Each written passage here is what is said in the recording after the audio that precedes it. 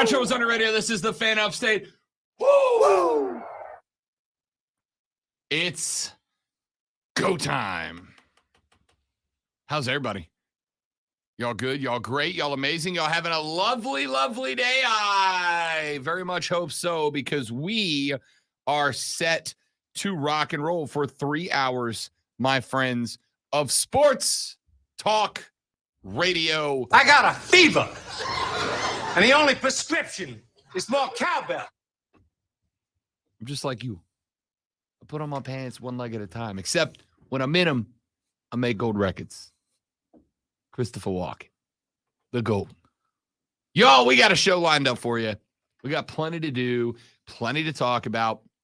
Coming up on the radio broadcast today, my friends, La Familia, we are going to, in the very next segment, go up and down the QuadBox lineup in tribute to what I think is one of the better moves that has been made in a while. YouTube TV has given us the QuadBox on Saturdays, of which I am a massive, massive fan. So I am going to give you the 4 most must-watch games in all 3 windows of your college football Saturday and why they are the 4. Because here's the reality.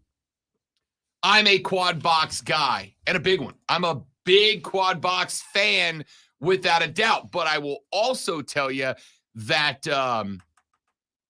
if you're telling me you can watch the QuadBox and like have a genuinely good grasp of what's happening at any given moment in every single game on QuadBox, you are either a genius or a liar. You know what? I can tell you where there's a double box though, and it's on Facebook, YouTube, Twitch, and the X. I don't think I'm. By the way, welcome back, Kevin. Kevin's back. Kevin's back. He's after that first week loss for his Buffalo Bills, he finally came back from underneath wherever he was. Took some time, but we got him there. Yeah. Took some time. So you can check out our double box. We might even have a triple box today. Will we? We will, because coming up in the final segment of this hour, the legendary Rashad Beard of the Panther Nation podcast is going to join us on the show. He had a secret training mission yesterday, but makes his triumphant return to the show today. So we'll have Rashad coming up at the final segment of this hour. Then coming up in the 11 o'clock hour, we're breaking down games, y'all. We're breaking down Clemson, Mississippi State. We're breaking down, Clemson, Florida State, South Carolina, Mississippi State. And this may shock those of you listening around the upstate of South Carolina, but there are other football games on as well tomorrow that have national significance. Nuh-uh. Uh-huh. I know. Well, one comes to mind for me, but I'm sure there's some other ones. Yeah, one. Just the one. You said national significance. Correct. Yeah. Unfortunately, none of that around here, but elsewhere, definitely. Lonzo came out swinging. I said unfortunately. Okay, there's sadness there on one side. There is. So we're gonna take a look up and down the rest of the schedule for tomorrow. And then in the final hour of the show, we do the same, but with the NFL, especially after week 3 started off last night with a resounding, what a, I'm not going to say waste of time, because that game was interesting. It was entertaining to some degree if you're a football guy, I think. But if you're a non-football dude, following up the 2 games that we had Monday night, both in my opinion duds, with that game was not a 3-game stretch for the Shield. Danny Dimes was not good. The Giants, they run for 25 total yards in the game last night. You know who is good and still good, even though he's not here anymore? That would be CMC. He's still good. I want you to know. And healthy after another game. That's 3 games. I want you to know, Lonzo, I put 5 different parlays on that game last night. All of them 3 legs. Okay? Of those 5, you know how many of them that I hit 2 out of 3 legs on? 5. I hit 2 out of 3 legs on 5 3-leg parlays. All of them had one Christian McCaffrey prop, and he is the only one that hit All of them. McCaffrey hit every prop that I took on him. Danny Dimes did not. Actually, you know who else did? Brock Purdy. I'll say McCaffrey's money, man. I'll tell you right now, Brock Purdy is doing something that I think is important, and I think we need to talk about at some point.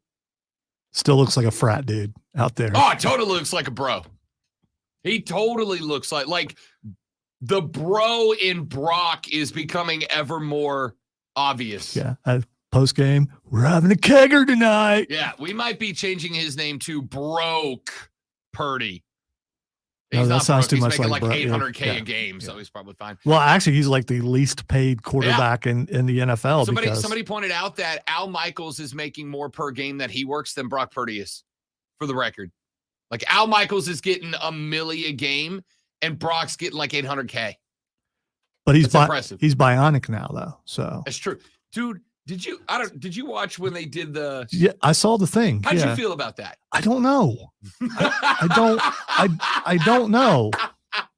I mean, good for him. He's able to continue his career. He's able to get back in quicker than what he normally would. I meant, did you see the animation of the surgery? Yes. And how did you feel about where the wound opened Yeah. up? How did you feel about that? All right, I felt a little queasy. Yeah? I got to be honest. It was like, I can watch a horror film where someone's face gets cut off, but I'm not watching Pimple Popper or something like that. Okay, at least it was animation. It wasn't the actual surgery.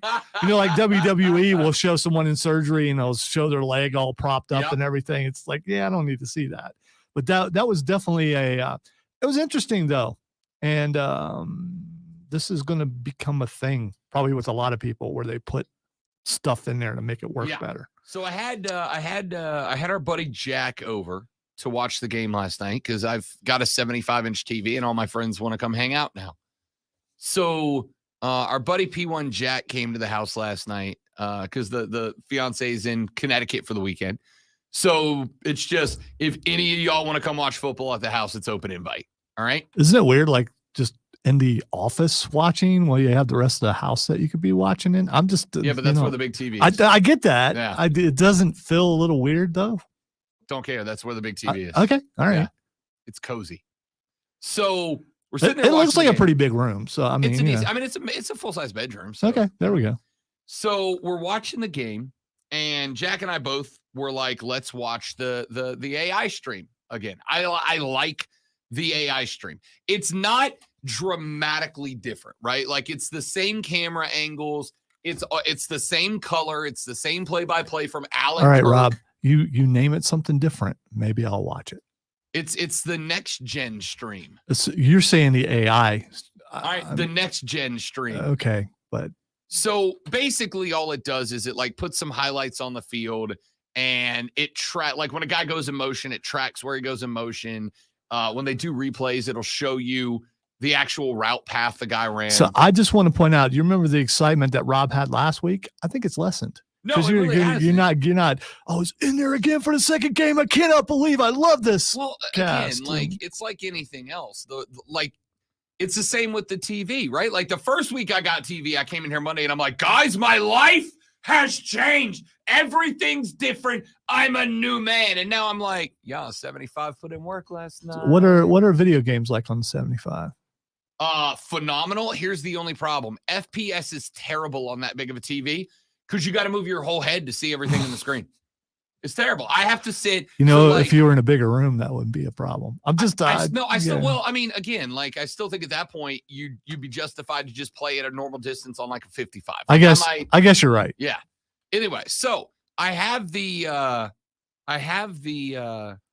game going last night. We've got the next gen, and then Alan Kirk are like, and you got to keep in mind, Brock Purdy is doing all of this coming off of surgery to repair a completely torn UCL. And we're good. We've got, courtesy of our friends at Wherever, an illustration of what that surgery might have looked like. And I'm like, all right, that's like, I'm interested, right? I'm the opposite of Alonzo. I don't watch horror movies where dudes get their faces sliced off, but I know that's effects, and I'm looking at it trying to figure out how they did it. Is it practical? Is it CGI? All that kind of stuff. I can't watch gore movies. All right. Like horror movies, but I can't watch horror. I can't watch gore movies. They don't do anything. But I have and will watch open heart surgery. I have and will watch open brain surgery. All right. So they go to this clip and they're like, we're going to show you kind of what that reconstruction looks like. And I'm like, all right, let's take a look. This is going to be great.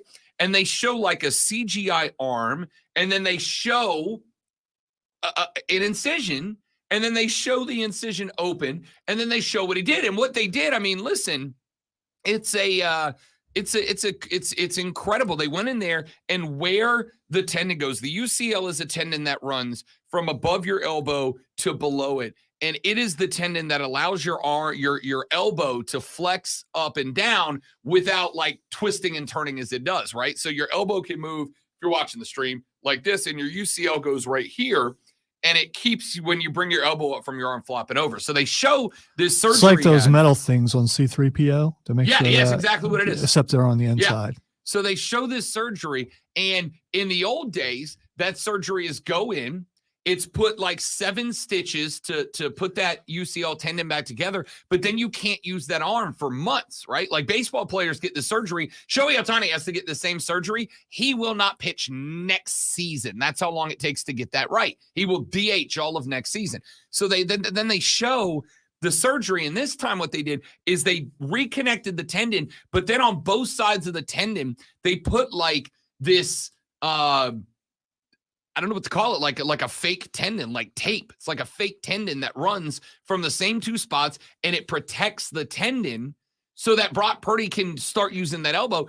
He was throwing like 12 weeks after this surgery, which is insane. At what point does this become an unfair advantage when the technology that they're putting in to repair makes that appendage or whatever stronger? I mean, I'm not going down the cybernetics road, but that could happen eventually. I mean, we'll burn that bridge when we get there. Yeah, but bionics to a degree. I got to tell you, I don't think the San Francisco 49ers give a damn. Oh, no, they don't. But what I'm saying is if he comes out and he just tears it up and this continues to advance and they do this more and more, this sort of thing with other people with surgeries, is there a lawsuit eventually? Because they're like, okay, you should not be out on the field with me because I'm natural and you are not. You're enhanced. Is it? That was the argument against PEDs, and there was never a lawsuit there. Yeah. Nobody ever brought one. But how is this not a PED? I mean, I'm glad he's back in, but eventually the thing they put in there could make that limb, like your arm, stronger than what it was before. Well, I would say that. By the way, I'm not joking about this. I'm serious about this. No, I think this could actually be a concern eventually. I am too, and I've got a response to you, which is, couldn't we say that about just surgery, right? We could say that about just surgery. If a guy pops his ACL and they go in there and they put it back together, couldn't you go, well, I've never had surgery on my ACLs. Like, it is technically performance enhancing. Yeah, I see what you're saying, but at the same time, last night they were pointing out how this will make it stronger. And if it's making it stronger. I think Alan Kirk misspoke there. I don't think it makes it stronger. I think it braces it. And I think there is a difference. Like, I don't think Brock Purdy is now going to be hammering out 80-yard passes with smoke coming off the back. I think he's just now more capable of throwing without risking further damage. And I'm 100% on board with that. Unless they told him, take it easy early on because you're going to have some eyes on you, and then just let it rip near the end of the season. Yeah, well, if they ever show a close-up of Brock Purdy and his eyes start glowing red, we'll have that talk. At least it would match his uniform.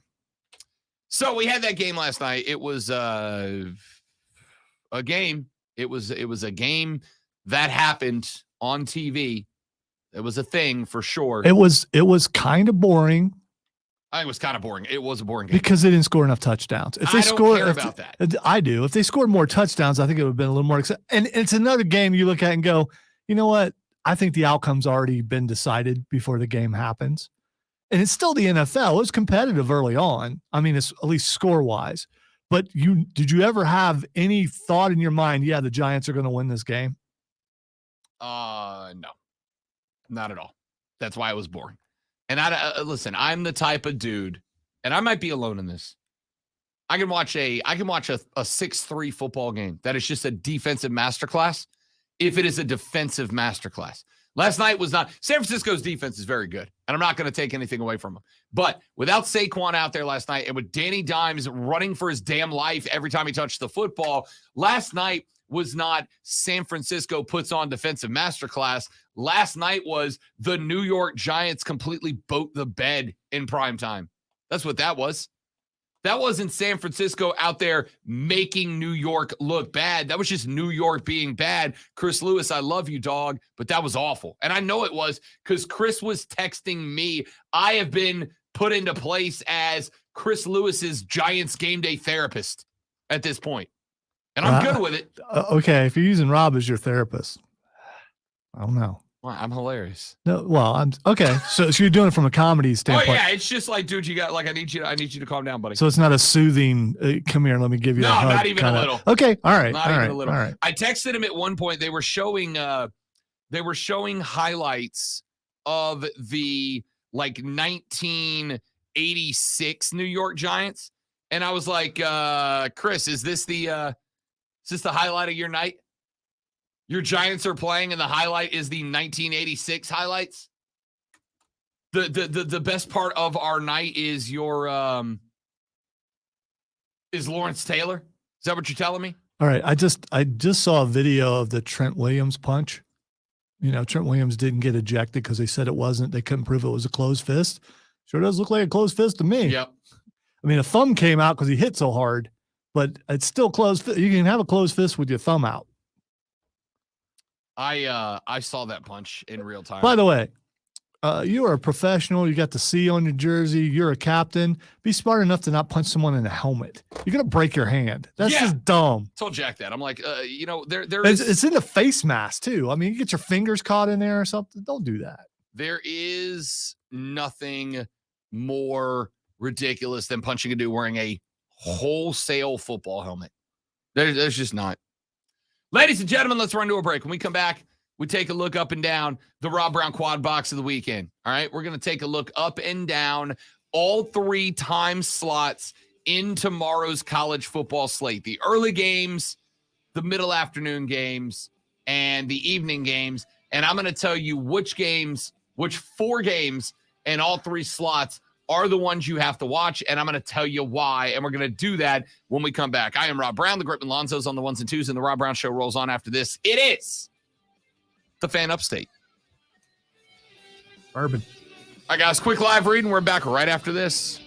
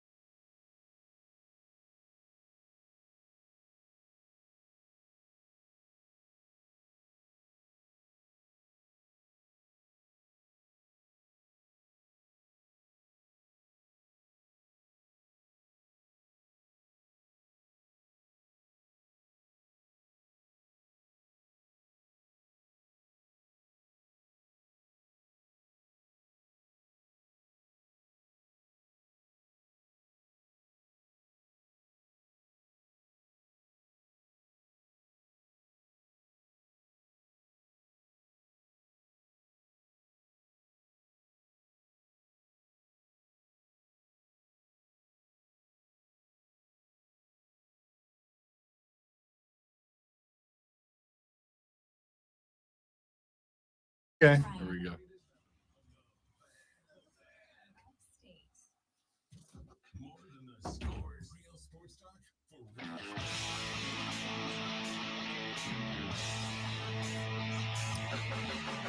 The Rob Brown Show rolls on a Friday, y'all. Welcome back to It Is the Fan Upstate. Rob Brown and the great one Lonzo with you on a beautiful Upstate Friday morning. And boy, howdy is it looking nice outside, my friends, for the weekend. Very excited. And of course, we will all we'll all be inside tomorrow because it's college football Saturday. It is week 4 in college football. How is it week 4 already? Doesn't matter. Are you counting week 0 too? If we're counting week 0, it's week 5. Look at that. Of the college football season. We have been watching football for a month and a half already. Get out.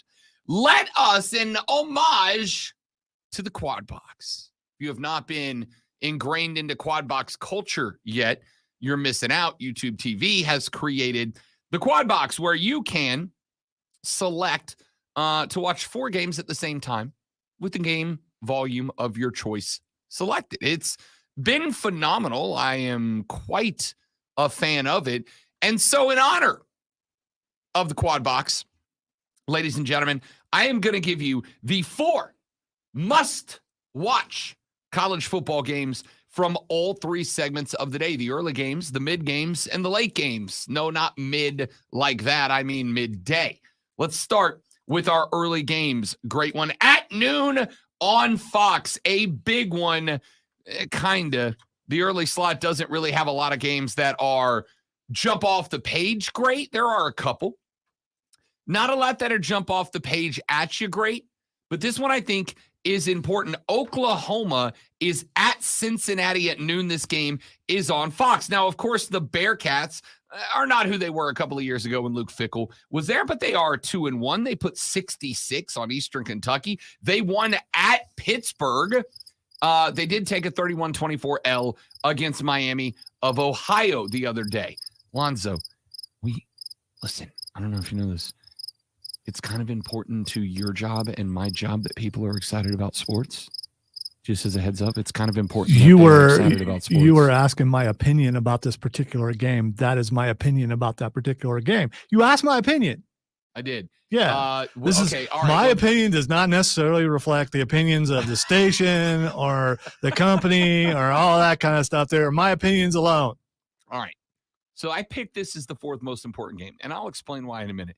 What game did you prefer in this slot? The other games that could have slid into the slot at noon: Tulsa, Northern Illinois, SMU, TCU, Virginia Tech, Marshall, Western Kentucky, Troy, Army, Syracuse, Kentucky, Vandy. All right, stop. Kentucky, Vandy, because it means more. It just means more. It just means more to me. It just means more to the listeners. It just means more to the area. And what was the game you picked again? Oklahoma, Cincinnati. Now, I'll tell you why. This game is in Cincinnati, Ohio. Aren't you supposed to be in support of your Ohio brethren, Lonzo? Are you a Florida fan, Rob? No. Okay, thank you. No. Point made. Here's why Oklahoma, Cincinnati is the most important. While Cincinnati is not who they were a couple of years ago under Luke Fickell, they're not a bad team. They did drop 1 to Miami of Ohio, and that's bad, but they were on the road in that game. This time they are at home. The Boomer Sooners, because Miami of Ohio is known for their home field advantage, and nobody wants to go there and play. Nobody. The mighty Miami of Ohio, whatever they are. It's green, if I recall. I don't think it is. I'm 90% sure they're red. I'm going to go with green. Now I have to go look it up. What is anybody know off the top of their head what Miami of Ohio's mascot and or colors are? I think I have a recruitment letter at home. I could probably look that up. You still have them? They are the Miami, I kept those. That's very important to me. They are the Miami Redhawks. So they are black and red. They're the Redhawks. Anyway, sounds green. Sounds green to me. Not the point. The Boomer Sooners are 3-0. Not only 3-0, but they are 3-0 with a 66-17 win over Tulsa, a 73-0 win over Arkansas State, and a 28-11 win over SMU. Wow. Wait a minute. Man, look at what they did to those teams, those powerhouse teams. This makes me want to, I'm just such a fan. What a schedule. Wouldn't you like to have that schedule? Eye roll, ladies and gentlemen. If you want to see the eye roll, go to Facebook, YouTube, Twitch, or the X, Yes, do. Come watch the stream. It's a lot of fun. We got a bunch of people in there already. Joe, the hot dog champion of the Upstate's in there. James is in there. P. Digits is in there. Steven's in there. Kevin, Trey, Sean, they're all up in there right now. Yeehaw! We are looking at Oklahoma because Brent Venables, a guy that we all over the offseason went, if he has another year like last year, he might not make it through year two. Maybe he's back and taking his old job back at the end of the year. But the Boomer Sooners, all right, let's slow down. Lonzo, let's we play are somebody, to Brent. Generate excitement over here. Let's play somebody, Brent. I mean, I think Brent is that guy name that we were looking for. Look, I have. We're not finishing this quad box because Lonzo is going to spend this entire segment telling you why you should not watch Oklahoma Cincinnati. All right. So we'll have to finish the quad box later because we got Rashad coming up. We're going to finish the early games. All right. Here's another one Lonzo's going to be very fired up about. And this is the one I cannot derail a train that's never on the tracks. I'm just saying. This is the one I assumed that Lonzo was going to jump all over. That is our third most important game. Rutgers is at Michigan at noon on the Big Ten Network. Is this one mighty important because we believe that Rutgers can go into the big house and beat Michigan? No, but Rutgers is 3-0. They did knock off Virginia Tech last weekend. They have not scored less than 24. They have not won by fewer than 9 at this point. It's a decent little State College of New Jersey football team. The question for me is Michigan legit? Michigan is the number 2 team in the country, but without their head coach, they beat Bowling Green 31-6, UNLV 35-7, and ECU 30-3. Lonzo, if there's a team that you can dunk on for not being excited early in the season, the Michigan Wolverines are the team to do it, not the Oklahoma Sooners. First of all, I've never been excited about talking about that team up north.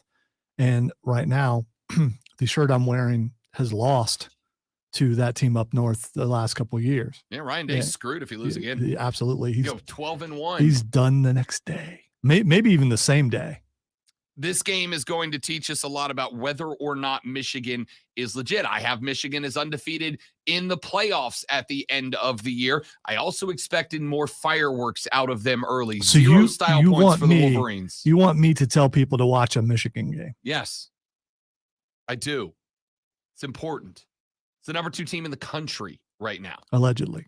Not allegedly. They are. The number's right there on the page. The rankings right now don't matter. The only rankings that matter is when the rankings, when the CFP comes out. The rankings right now do matter because the rankings right now have a massive impact on who needs style points and who doesn't. I don't think Michigan needs style points, but I want them anyway. Also at noon, a game that I am very intrigued by, and this one's not a joke. Auburn is at Texas A&M. That one is also at noon. It is going to be on ESPN. Why is this important? Well, 2 reasons. Number 1, for the Auburn War Eagle Tiger men, they are 3-0. They've got to win on the road over Cal at this point. They put up 59 on the UMass Minutemen. They've got some offensive firepower. Hugh Freeze is trying to prove that a portal-built Auburn Tiger football team is ready to compete. And would you look at that? Alabama's down. If Aubie walks out of this weekend with a win and Bama walks out with an L, the War Eagle Tigers are going to be feeling very, very good. On the flip side, you've got the Aggies of A&M. Texas A&M got smoked by the Miami Hurricanes in Miami, 48-33 in a game that, frankly, was not that close. What happens to the Aggies of A&M? One of the top 5, if you look at recruit rankings, one of the top 5 rosters in college football. What happens, though, if they go 2-2 through their first 4, I have to assume that College Station becomes very restless. And, oh, by the way, they've still got Arkansas, Alabama, Tennessee, South Carolina, restless? Ole Miss, Mississippi State, and LSU ahead of them. Restless. Are they going to fire the coach? I mean, you got to think at some point the boosters start going door to door taking donations for it. Anybody want to pitch into the Buy Jimbo Fund? See, I thought you were talking about Saban. Okay. I'm talking about A&M. No. Jimbo's going to be there till his contract's out. It's just going to happen, and they're going to be mediocre at best the entire time. And I think it's funny. I think that there is somewhere on this chart, which is the Jimbo Fisher buyout, and that's the line going down, versus the we're very mad at Jimbo rage of the boosters. There's a point somewhere where they intersect, where the rage of the boosters go and the decreasing buyout of Jimbo Fisher meet, and they decide to pull the trigger. I just don't know where it is. How many years are left, did you say? I think 7 after this. So maybe 2 more years. Maybe 2 more. I would think I financially that's the correct decision. But here's the thing. If this A&M team with the roster they've built goes 2-2 in September, 2-2 in September, we're not talking about October with 2 losses. We're talking about September. The Jimbo buyout is going to be a steady plane down, and the rage so far has been a steady plane up. If they go 2-2 in September, that booster rage line is going to go 90 degrees straight up towards that. We don't care if it's $80 million. We will give Jimbo generational wealth to get the hell out, because we can't do this with this roster. So 4 games in the early window for me. Oklahoma at Cincinnati at noon on Fox. Rutgers at Michigan at noon on the Big Ten Network. Auburn at A&M at noon. And then, of course, I don't need to spend a whole bunch of time on it. Florida State at Clemson at noon. This is for possession of the standard in the ACC, of the banner, of the flag. If Florida State comes into Death Valley and wins, I believe that most everybody will believe that FSU has taken the crown back in the ACC. But it also does something else. This is a philosophy battle at this point. What do I mean by that? Well, on one hand, you got Dabo, who is anti-portal, anti-NIL. I mean, he's not anti-NIL. Clemson's doing a lot to help their kids get NIL. It's just that Dabo's not necessarily one of the coaches out front as far as getting his kids those deals, but he is anti-portal. Not in that he won't use it, just that he's very particular and specific about how he uses it. And then there's Mike Norvell. Mike Norvell has built this team via the portal. The quarterback is a portal guy. The top 2 wide receivers are portal guys. The tight end is portal guys. I think 2 of the starting 5 offensive linemen are portal guys. Norvell built this offense through the portal. So if he goes in there and he beats Clemson, I'm not talking win. I'm talking beats Clemson. They are only 2.5-point favorites. They open closer to 3.5. It's now down to 2.5. I've seen it as low as 1.5. But if they go in there and beat them, then I think there's going to be unrest in Clemson. I don't think anybody starts throwing around the fire debt. Well, I don't think most people are going to start throwing around. There'll be some lunatics who do. No, they'll take the flags down and all that kind of stuff. And our roads will be peaceful without all the orange eyesores on it. So that there's that. This is the most important game of the season right now for both those teams, because Florida State has a chance to dethrone the perennial champ and show that they're back and maybe better. And Clemson is trying to say, hey, we're still here. So definitely this is the game to watch, whether you're an ACC fan or not, because this could very well determine the ACC. In the noon box, this is the one to watch without a doubt. In the noon box, this is the most important game. This one is interesting. It's an interesting game. It's interesting as far as philosophies between Norvell and Dabo on opposite ends of the spectrum when it comes to contemporary coaching. It is to me, it's the battle of the banner. It's who is the tops in the ACC right now, the team that's number 4 in the country or the team that's number 27, but is the legacy program of the last decade. If Norvell wins this, the balance of power, I think, in the ACC shifts down towards Tallahassee. So this game is enormous. That is my number one game. So again, your noon games in the Rob Brown Quad Box. We are going with Oklahoma at Cincinnati at noon on Fox, Rutgers at Michigan, noon on the Big Ten Network, Auburn at A&M at noon on ESPN, and FSU Clemson at noon on ABC. We got to take a break. When we come back, Rashad Beard of the Panther Nation podcast stops by, talks a little Carolina football. We might, possibly, maybe even get to that Monday Night Football game. We'll see. Rashad's in the green room. We'll get him on when we come back in the Rob Brown Show. It is the Fan Upstate.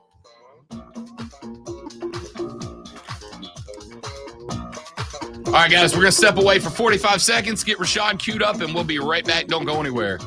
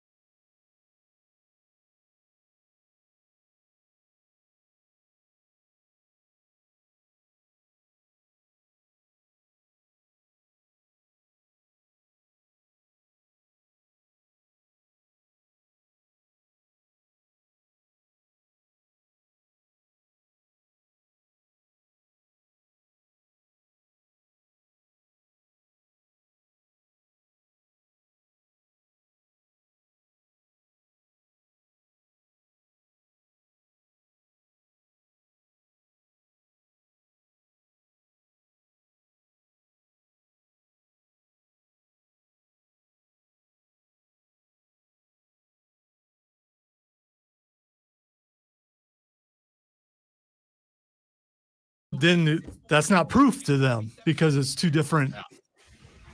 John, what's up, fella? What's up, guys, man? My apologies about yesterday, man. That's all good. I forget to let you know sometimes I go in on Thursday, so my apologies. Again. I'm not gonna lie. I went on for like 6 minutes about how you were ducking me, so I had fun. Don't worry about it. Hey, it's all good. Hey, victory lap away, bro. You earned that one, so no problem at all. No problem at all.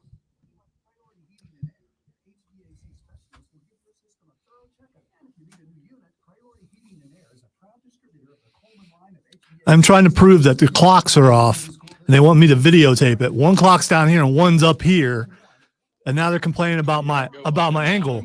No, I did.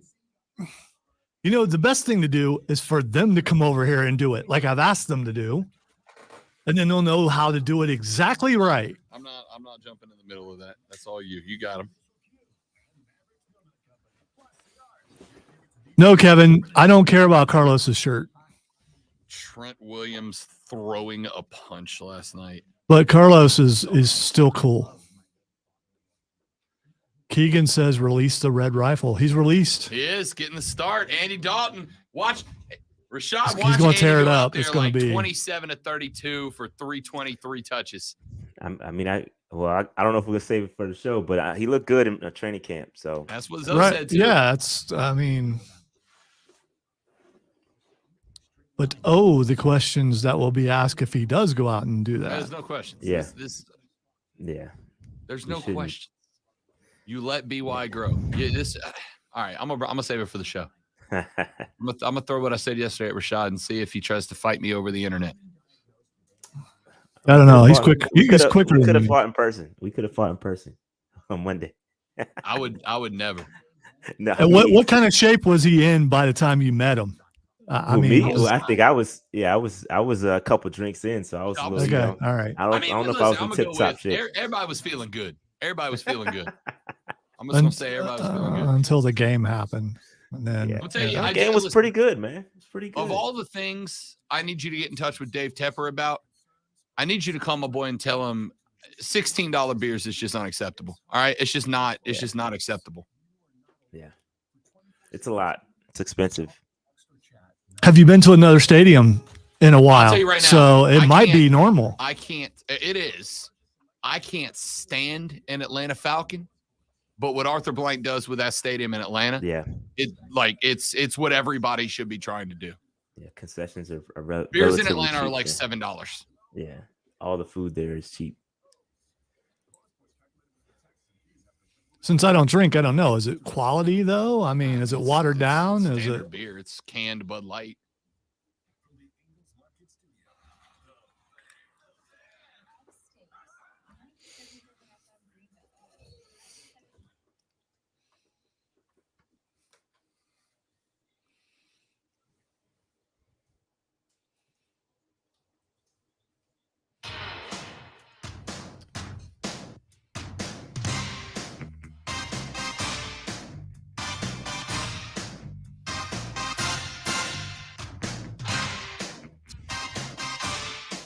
What, you don't recognize the song?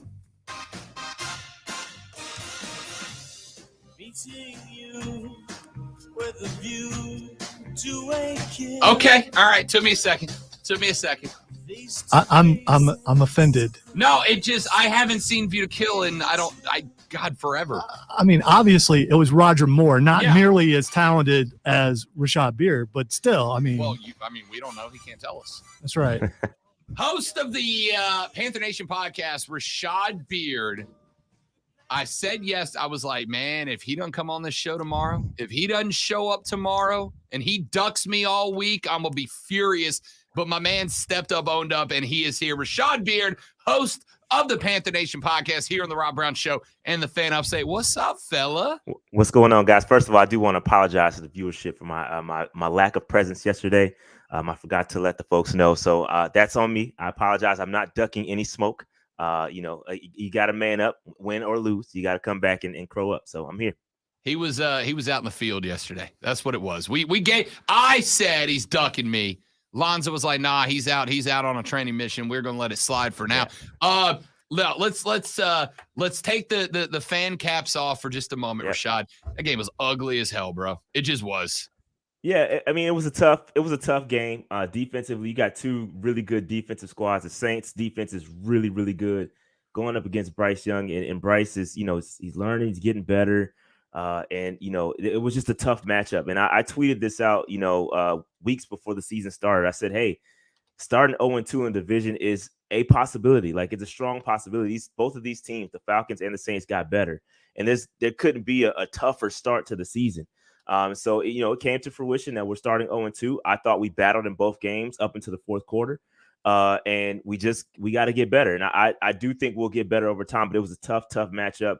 I thought our defense hung in there. I thought Bryce made a couple mistakes. I thought some of the play calling was a little suspect. Some of the receivers not separating. That's a problem too. So there's some issues that we need to solve offensively. Defensively, I think I thought we did okay. So overall, tough matchup, but it is what it is. So I said yesterday on the show, I said Monday on the show, or I guess Tuesday on the show, whatever day. No, I was off Tuesday. I was recovering. I said Wednesday on the show. That's what it was. Rashad. Wait. What day is it now? It's Friday, right? Isn't it? Yeah, it's Friday. I got it. It's Friday. That was certainty there. Clearly, I need it to be Friday. So I said on the show Wednesday when I got back that if you're a Panther fan, Rashad, and you talked yourself into the belief that it was playoffs or bust this year, that's on you. That's on you. All right. Because you tried to tell people on the show. I tried to tell people on the show, look, maybe there's a wild card berth because of the question marks in the NFC as a whole. Like maybe, but if you talked yourself into this is a playoff caliber team, it's playoffs or bust, that's on you. It doesn't mean the team's not exactly where they should be or where we thought they were going to be. I think there's a lot of Panther fans in there that this game and this record so far is a reality check, and respectfully, it didn't need to be one.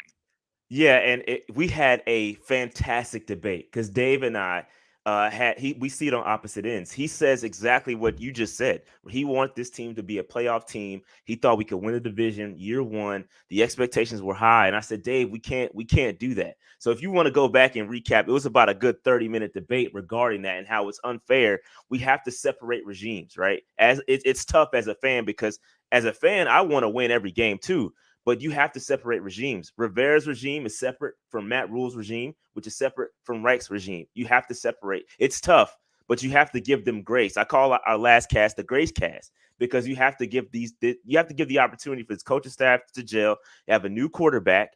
You have some new weapons. Things have to get together, to gel together, and we're just not at that point.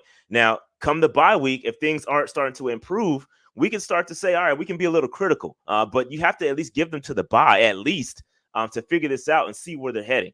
So, yeah, I 1,000% agree with you. If you talk yourself into this being a playoff team, then that's on you. You set yourself up for failure. Don't take that out on everybody else, and it's causing a ruck. I mean, Panthers Twitter is on fire right now. I mean, it's a ridiculous. Dumpster fire right now. It is bad. It is really bad. So that's on you. I mean, I try to set expectations as I hold that responsibility as someone has a rather large fan base to say, hey, we got to pump the brakes for the expectations. I try to do my part. You know, I did my part. No, nobody seemed to listen to me. So it is what it is.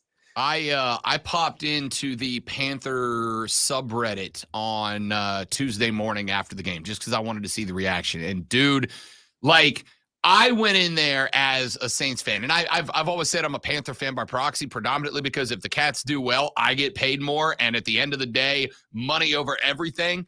I went in there Tuesday, and like I felt like as a Saints fan, I was having to talk Panther fans off the ledge. I'm like, y'all have got to relax. It's a rookie quarterback, 2 games, and one guy hits me with, yeah, but look at Brock Purdy last year.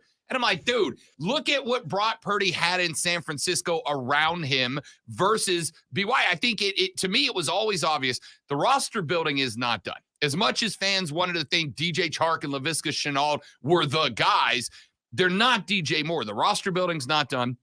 I will say so far through 2 games, I kind of feel a little bit let down by Miles Sanders in the run game, but I also know that offensive line has been 5 subway turnstiles so far this season. Bryce Young, I looked this up. We talked about it on yesterday's show, Rashad. Bryce Young has, in terms of quarterback time until under pressure, the 3rd least time in the pocket. The only 2 guys that have less time than him are Derek Carr and Deshaun Watson. So if you throw a rookie quarterback out there for 2 games and he is getting this much over 1 second before he's under pressure average, a full second less than the league average, and you convince yourself that you're a playoff team, sorry, bro. Yeah, and I mean, you got to take into account the injuries, right? So, you know, losing Brady Christensen to starting guard, and we don't have Austin Corbett. These things matter. There's context to this stuff. J.C. Horn, we lost him. Now we lost Shaq Thompson. Like, this is not, like, injury-wise, it's not good for the Panthers. You have to have some grace and let this team gel together. And I think I agree with you. Like, Bryce Young is a capable quarterback. We should not be piling onto Bryce as an individual player. This is a team game, a team sport. All the rookie quarterbacks are struggling, and so we'll get better. Give it some time. We're literally 2 games in. We're 2 games in. Give them until the bye at least to right the ship, and then we can, after the bye, then we can start to criticize. But let's pump the brakes just a little bit. All right, let's take one more question there, and then we'll take a quick look ahead at this weekend's matchup for the Panthers. That game to me. And I think you hit on all of them. The receivers not being able to create separation, but as you pointed out, against a pretty good set of defensive backs for New Orleans, right? Like I honestly think New Orleans is probably sitting on a top 6, top 7 set of defensive backs and defensive line, right? Easily. So everybody was banging on about the receivers not getting separation. Well, it's tough to do when you don't have a one who can stretch the field and you're up against that big of a defense. The offensive line, like you mentioned, banged up, also against one of the better defensive lines in the NFL right now. But I think there were some positives to take away from that game, which is you kept a team in New Orleans that was a 3-point favorite right at the Vegas line. So you did exactly what you were supposed to do. Now we look ahead, you get out of division a little bit. I think there are some things to grow on. And then, oh, by the way, Bryce Young's not playing this weekend. Andy Dalton is. Yeah. I mean, with that, I think with going to Seattle, I think is an interesting matchup, and I wish Bryce was able to play because we're going from what you just said, one of the top, easily top 3, top 5 defense in the league, to now one of the worst pass defenses in the league in Seattle. So now you're going to have the separation is going to be there because their secondary is banged up as well. So you have an opportunity to get better, and I think we're going to improve. And what I hope doesn't happen, and I know we talked about this prior to hitting the live button here, but what I hope doesn't happen, if Andy Dalton plays well, we can't start pounding the table for him to play. There's context that you have to bring into this. Like Bryce Young played 2 of the top defense in division, right? I think I thought I saw statistically that that the Falcons are 4 and the Saints are 3, something to they're both top 5 defenses, right? And now you're going to go to Seattle and play a really bad secondary. Like there's context to these things, so we cannot just look at what's going to happen with Andy Dalton and have him go out there and play well and say, oh, he has to start moving forward. Let Bryce grow. He's going to be fine. He is a future quarterback. No need to panic here, ladies and gentlemen. We're going to be just fine. All right, I'll say this. Get your response, and then we got to bail.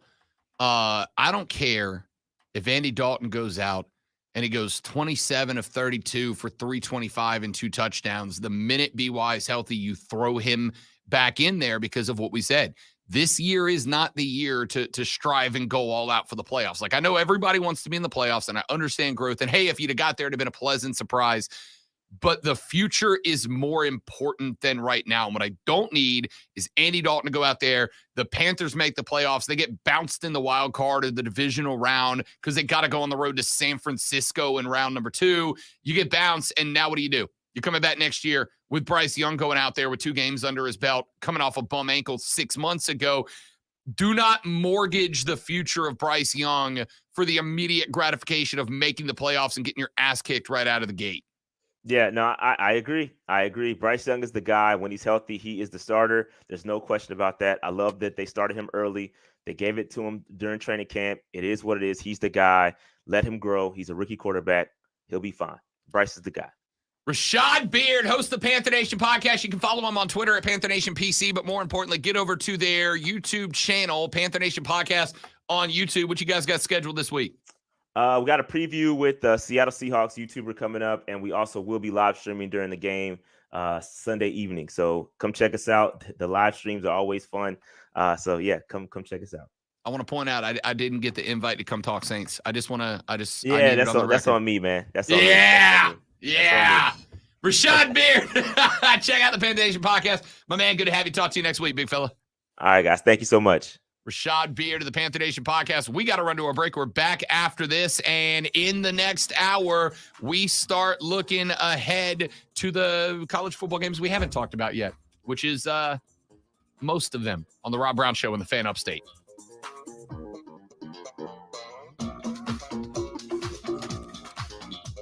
All right. I just want to point out, sometimes I'm waiting for the beat to drop. Oh, yeah. So sometimes it's just, I know, I don't like to hit it in the middle of a beat. I respect that. We're already late, so I might as well hit it that way.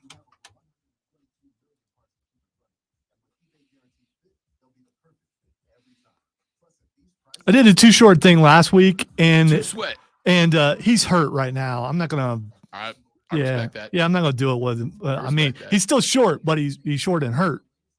P Digits, good luck with the Friday meeting, buddy. I'm sorry that you have to miss the raw entertainment of the Rob Brown Show. Raw, that's a good word. But good luck in the meeting. We'll see you when you get back. By the way, breaking news: Ikimanjiro has been released by the WWE. Devastating. You don't know who he is, do you? The dude with the jackets. On NXT, he's a baller. Okay, well, I'm devastated because I like Ikimanjiro, but he hasn't been on TV in a while. Well, actually, he was one of the guys in the Schism mask. Okay, that doesn't help me because he was wearing a mask. He come out, he's laughing and everything. They're just like, get out of here. He was the comedy part. Aha. Okay. He's a comedy wrestler.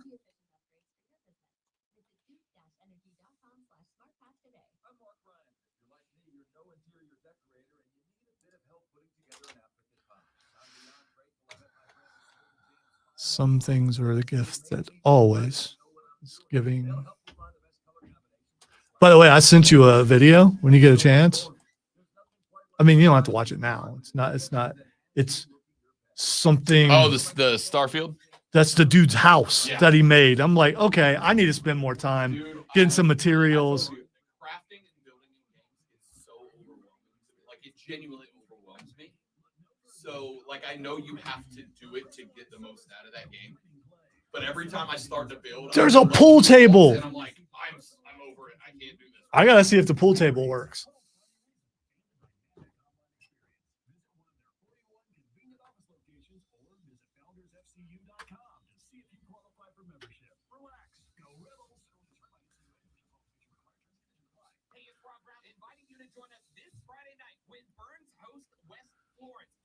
I watch a little more NXT than he does.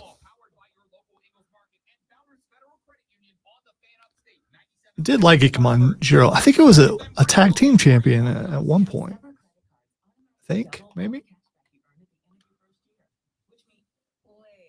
hold up. Question for the audio engineer. Did I read that right? Discover automatically doubles all your cash back? Yeah, that's what the script says. So if I get a Discover card right now, I can earn twice the cash back. The real reason I didn't use the Too Short is I was so devastated that no one recognized Duran Duran, my favorite band of all time. And so I'm just over here going, what?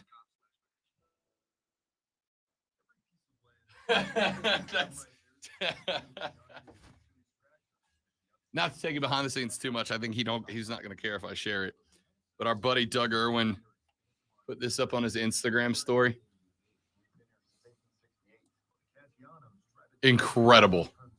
And see, unfortunately for him posting that, I'm now just going to call him Doe all the time.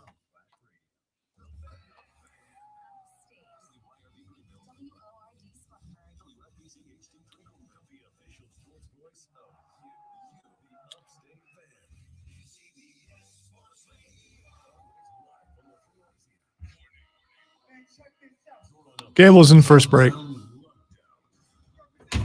Gable's in the first break. Yes.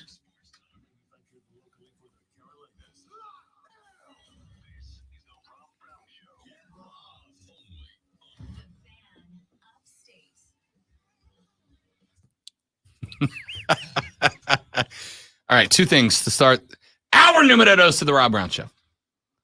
The first thing is I want to wish a very happy birthday to Carter Vickers, who is a P1 of the show. He listens every day. I believe listens all 3 hours every day.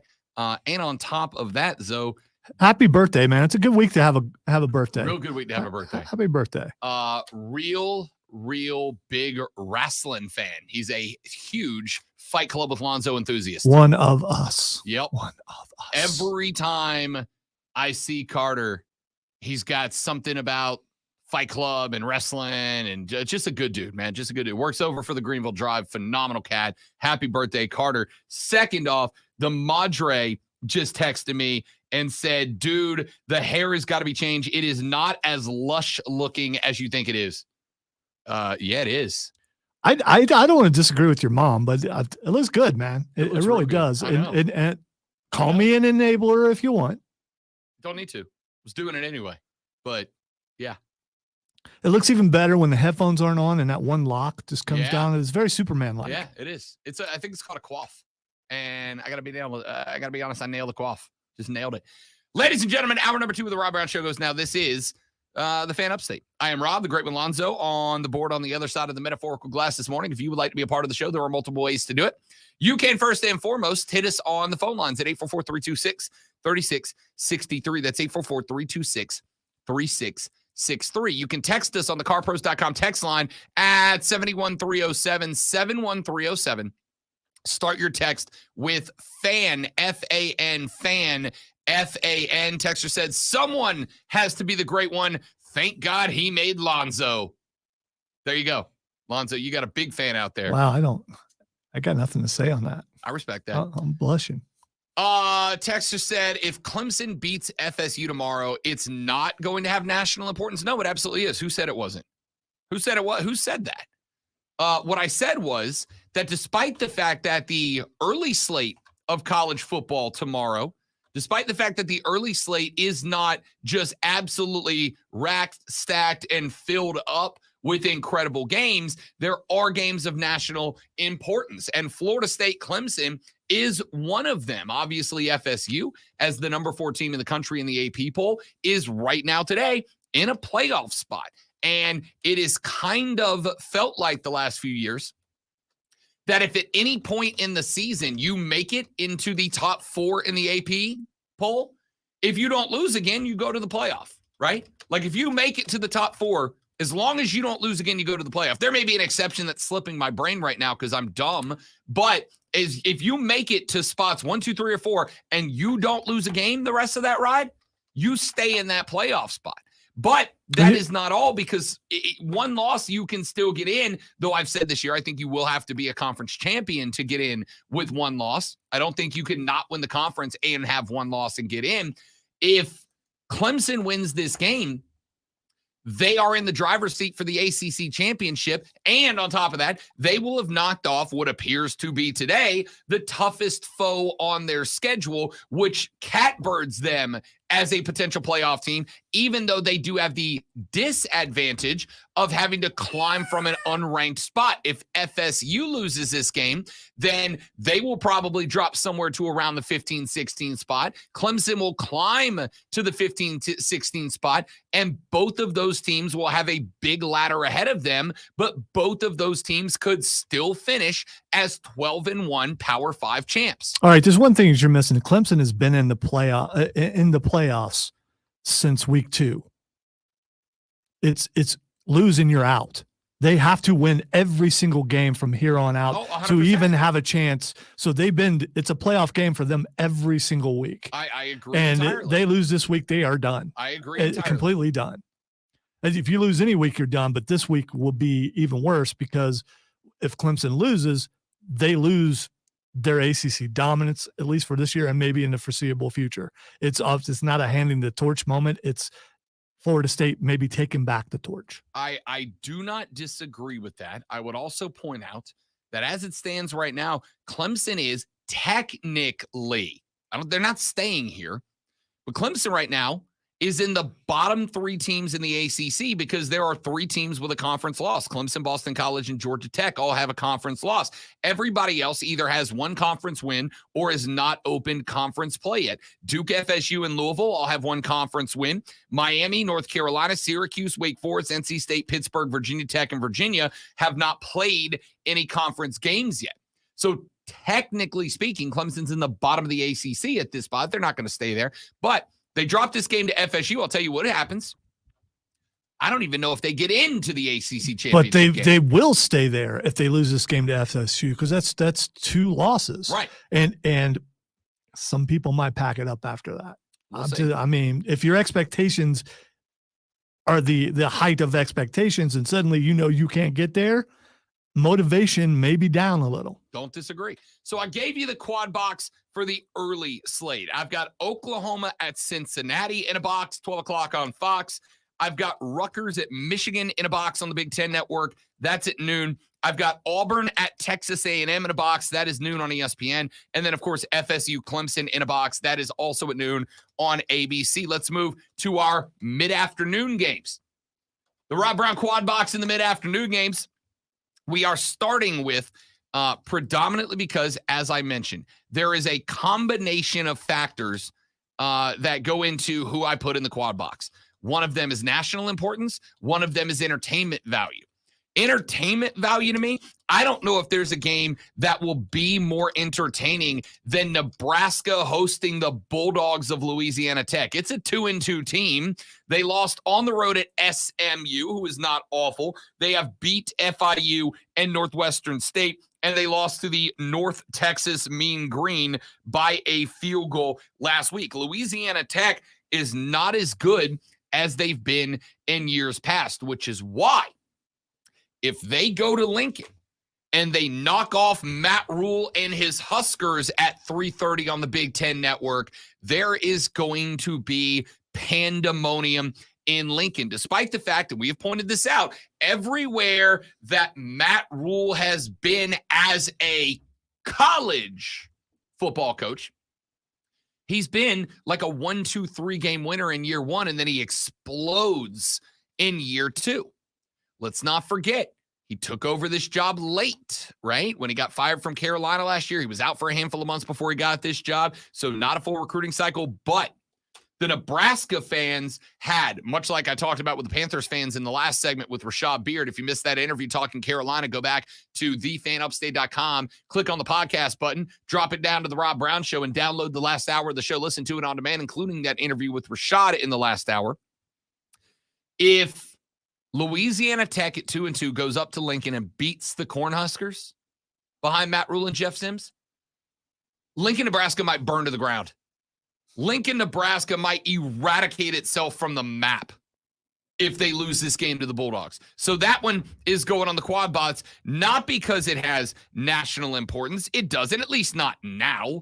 It may down the line, depending on whether or not Matt Rule can get it together in Nebraska. It ain't the prettiest game on the docket, but I do think it's got the potential to be highly entertaining, especially if the buildings in Lincoln go on fire.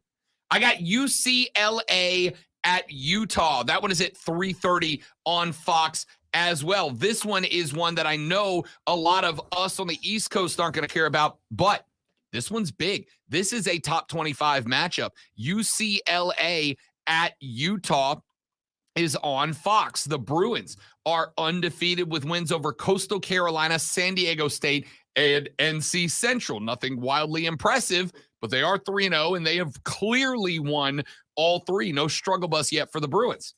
The Utes, on the other hand, knocked off Florida, a Florida team that then put it on Kentucky, or Tennessee, pardon me, a couple of weeks later. They've got a win over Baylor, who is going to be mentioned here in just a minute as well, and then a win over Weber State. Nothing blows you away, but they have been very consistent. Now the Utes are at home to welcome the Bruins. This is a top 25 matchup and one I think you have to watch. Number 2 on the mid-afternoon QuadBox, Ole Miss at Alabama.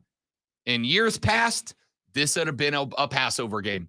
In years past, this would have been a game that's like, if it's on, it's on. If it's not, whatever. But all of a sudden, it's not. It's a top 25 matchup. The Ole Miss Rebels, behind my favorite quarterback name in college football this year, Lonzo, Jackson with an X, Dart. That's a quarterback's name. Jackson Dart has his Rebels at 3-0. They beat Georgia Tech. They knocked Tulane out of the top 25. They put 73 on Mercer, who, by the way, will be right here down the road taking on Furman tomorrow in a game that we have tickets to give away later on in the show, probably some point at the end of this hour. But Ole Miss behind Jackson Dart is 3-0. Alabama, on the flip side, does have a loss against Texas. Now, I'm going to talk about Texas here in a minute, too, because courtesy of Alabama, Texas got dropped down to, what did I put them in the Robbie remix? Like 8, 9? Because that Alabama win on the road even does not look as impressive as we thought it would after Alabama had to fight to escape the mighty, mighty Bulls of the University of South Florida 17-3 in a game that was dramatically closer than that final score of 17-3 indicates it was. Bama is floundering right now. I went last night. I've been on BetQL a couple of times this week. I've been asked about Alabama a couple of times this week. And look, this is what I've said to them, and I'll say it to you. Any team that has Nick Saban on the headset, I'm not walking away from. I'm not giving up on. I'm not ready to say Alabama's a pushover team. I am going to say Bryce Young last year at Alabama. I heard another guy say BY covered up a lot of delinquencies for the Crimson Tide last year by being as good as he was. And you might be right.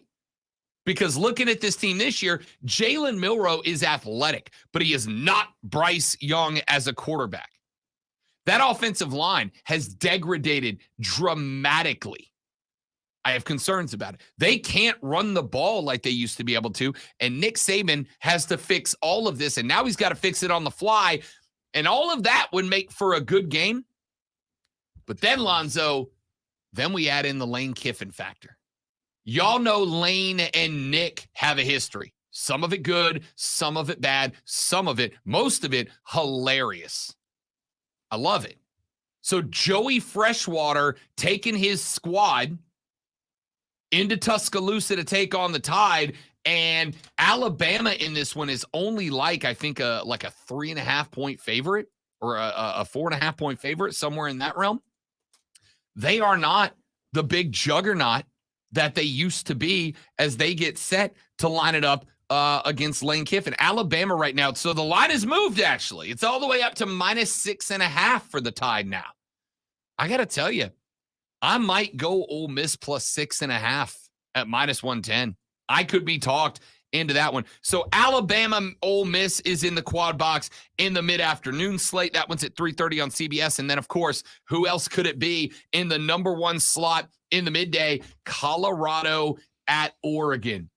Rob, how the hell do you have a game in which one team is favored by 21 points as your most important game of that slot? Well, it's the Deion factor. Wow, 21 points. 21 points. The Ducks are favored over Colorado. Now, I will say this. I want to be in Prime's locker room. I want to hear what he's saying about those 21 points. This one is interesting to me for a couple of reasons. Number one, have you heard anything from Deion this week, Lonzo? He's not on the morning shows. No, He's and you not know in what? The papers. Oregon, the coaches haven't said anything. There's nothing. There's no one. It's a lot of quiet. It's very quiet, which has not been the case the last 2 weeks. Last 2 weeks, Deion's been on every TV show. Deion's been on every radio show. Deion has been out there absolutely pumping the gas pedal for Colorado attention. Everything has been taken personal for the last 2 weeks. This week, I don't know what's personal. Now, I suspect heavily that Deion's going to go to the locker room and go, boys, they think Oregon's beating us by 3 touchdowns. And we take that personal. We take that. That is personal. I suspect he's going to do that, but he's not doing it publicly. Why not? Because if the Ducks do win by 21 and he's out there talking about how they took it personal, well, now the shine of what Deion is doing as far as motivating his team, it takes a little luster off, right? Takes a little varnish off the big shiny car that is Colorado right now. If Deion's on First Take and the McAfee Show and all these different broadcasts, if he's on Game Day and he's out there going, we take this 21-point deficit personally, and then they go lose by 27, then all of a sudden, Deion using the it's personal tag loses the luster. So he doesn't want that out there. Now, if Oregon loses to Deion, or if Deion's, they lose by a field goal or a single score, then Deion can come out Monday and he go, we heard all week, y'all were talking, we going to lose by 3 touchdowns. And look at that, the little old Buffaloes hanging right there with the top 10 team. Because you know why? We took it personal. And now he can use that tagline again. Deion, as I said yesterday on the show, is an entertainer, and he is playing this a certain way for a reason. And you also notice that Dan Lanning, the head of the Ducks, he ain't said a damn word publicly this week. I am really curious about one thing. Can this team play from a place that's not emotion? Can they just go out and play a game without having hype? Can they play good football? And I think that may be why there's quiet this week. Because if he can go out there and he can win the game, or at least be competitive in the game, he could say, hey, beneath all the hype, beneath all the stuff that I bring to a team, this is a good team. We've got good coaches. We've got good players. Look at what we did. Yeah. Listen. It may not be as entertaining, but it will. I don't know if it'll shock the world, but at 21 points, it's going to shock Vegas if they win. The Ducks have exactly 0 reasons to say anything publicly. Nothing. You can't say nothing about Colorado. Colorado, on the other hand, Deion's got no reason to be out there beating the war drum either. Because if what Vegas thinks is going to happen happens, which it didn't last week, and the other way, if what Vegas thinks is going to happen happens, and Oregon goes out there and wins by 21, 24, 27, Deion doesn't want the videos of him talking to his team and going, it's personal out there, because that's his biggest coaching strategy right now.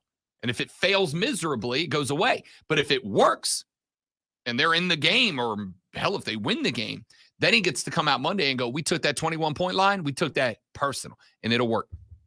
So in your midday quad box slot, I am going La Tech at Nebraska at 3:30 on the Big Ten Network, UCLA at Utah at 3:30 on Fox, Ole Miss at Alabama at 3:30 on CBS, and Colorado, Oregon at 3:30 on ABC. Let's move to our late slate. These are your night games, the quad box of night games, the 4 most important games to watch at night. In the number 4 spot, I am going Iowa at Penn State. This one is at 7:30 on CBS. Iowa is a top 25 team. The Hawkeyes have got a win over Utah State. They won the Cy-Hawk Bowl 2013. Oh my God, they hit the over. And 41-10 over Western Michigan. Penn State, on the other hand, is at the house. They're a top 7 team. They are 3-0, and they went and they put away Illinois, which has been a speed bump for them the last few years. This is the most real that James Franklin has had his squad looking in quite a while. Wait. State, really real? Like for real. Really real. Drew Aller is no joke. I like this game. Iowa at Penn State. In the number 3 slot, I am going Mississippi State at South Carolina at 7:30. And I won't go too deep in this game here, because the rest of this hour, we're going to talk Clemson FSU. We're going to talk Mississippi State, South Carolina. But I do have it in the number 3 slot. It is at 7:30 on the SEC network. In the number 2 spot, Texas at Baylor. Why, Rob? Why Texas at Baylor? I'm going Texas at Baylor because I think this is the game where Texas can prove, hey, yo, we are for real. They're number 3 in the AP poll right now. They're in one of those 4 playoff spots that, hey, if you don't lose another game, you're in the playoff. They've still got Oklahoma out there. They've still got BYU out there. They was going to say they got Texas Tech, but they got Kansas State, who just got knocked out of the top 25 out there. But this game, the Alabama game, lost its luster because of what Alabama did against USF. The win over Alabama does not look as impressive as it did a week ago when it happened. So if Texas wants to show, hey, we for real are back, they got to blow Baylor out. Because I'll tell you right now, if FSU comes into Clemson and gets the win, and Texas wins a close one over Baylor, Florida State might jump Texas and take their number 3 spot back. If Texas wants to stay in that top 4, in that top 3, they've got to put it on Baylor this weekend. So Texas at Baylor at 7:30. And then surprise, Lonzo, the number 1 game in the late slot. I think the number 1 game on the day, we've got a 6-9 matchup. Nice. When the Buckeyes of Ohio State are on the road in South Bend, Indiana, to take on Sam Hartman and his number 9 ranked Irish of Notre Dame. And this is not just the quad box game, Lonzo. This one goes on the big TV while all the rest go to the little TVs, because this is, I think, gonna be a battle. Sam Hartman is no joke. Kyle McCord is getting better week by week. This is the spot where he's got to prove, yo, I'm him. I'm that dude. I am the next great Ohio State quarterback, because Sam Hartman is on a freaking heater right now this season. The Irish are 4-0. Hartman has looked good in every game so far. Ohio State at Notre Dame is I think, best game that has been on any schedule through the first 5 weeks of the football season. Yeah, I'm really nervous about this game. And it's one of those things, because I have something to do during the game that maybe I don't have the game on, which I usually will have a game on while I'm doing something. I'm doing a show, people. Don't go somewhere else. But I'm on the air during the time that the game is on, and so now I got to have it on. I got to have it on. No, I agree. Yeah, I got to have it on. I agree. I can do multiple things at once. Last year, as I'm scratching myself while talking on the air. You are. We can all hear it, actually. Can you really hear that? Last time these two teams got together, the Buckeyes won 21-10. Time before that, back in 2015, the Buckeyes won 44-28. Back in 2005, it was 34-20. Ohio State has gotten the better of Notre Dame. Yeah, but it hasn't been blowouts. It's been... 44-28, 34-20, 29-16, 45-26. The last time, in fact, I don't even know. Do you know when's the last time Notre Dame beat Ohio State? It's been a minute, right? If I believed in jinxes, I wouldn't say anything right now. But no, I don't remember the last time. It's been a while. The Buckeyes on the road to South Bend taking on the Irish. Here's what we're going to do. Wait, we got to take a break, but you're missing a game. I didn't hear a certain game the entire day.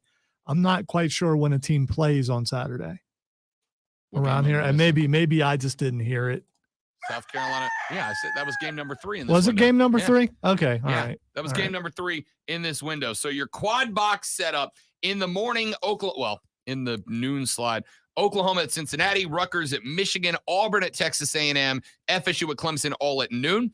At the 3:30 window, I'm going La Tech at Nebraska, UCLA at Utah, Ole Miss at Alabama, and Colorado at Oregon. And then in the nighttime slot, Mississippi State at South Carolina, Iowa at Penn State, Ohio State at Notre Dame, and Texas at Baylor are the late night kick windows. All of those games at 7:30 on Saturday. Let's take a break. When we come back, we spend some time talking South Carolina, Mississippi State, talking Clemson, Florida State. Then to end this hour, we look at all the other games of the weekend. I'm going to give you some plays, some winners, some losers that I like. And then in the final hour, we break down the NFL weekend slate. It's all coming up next on the Rob Brown Show. Ladies and gentlemen, this is the Fan Upstate.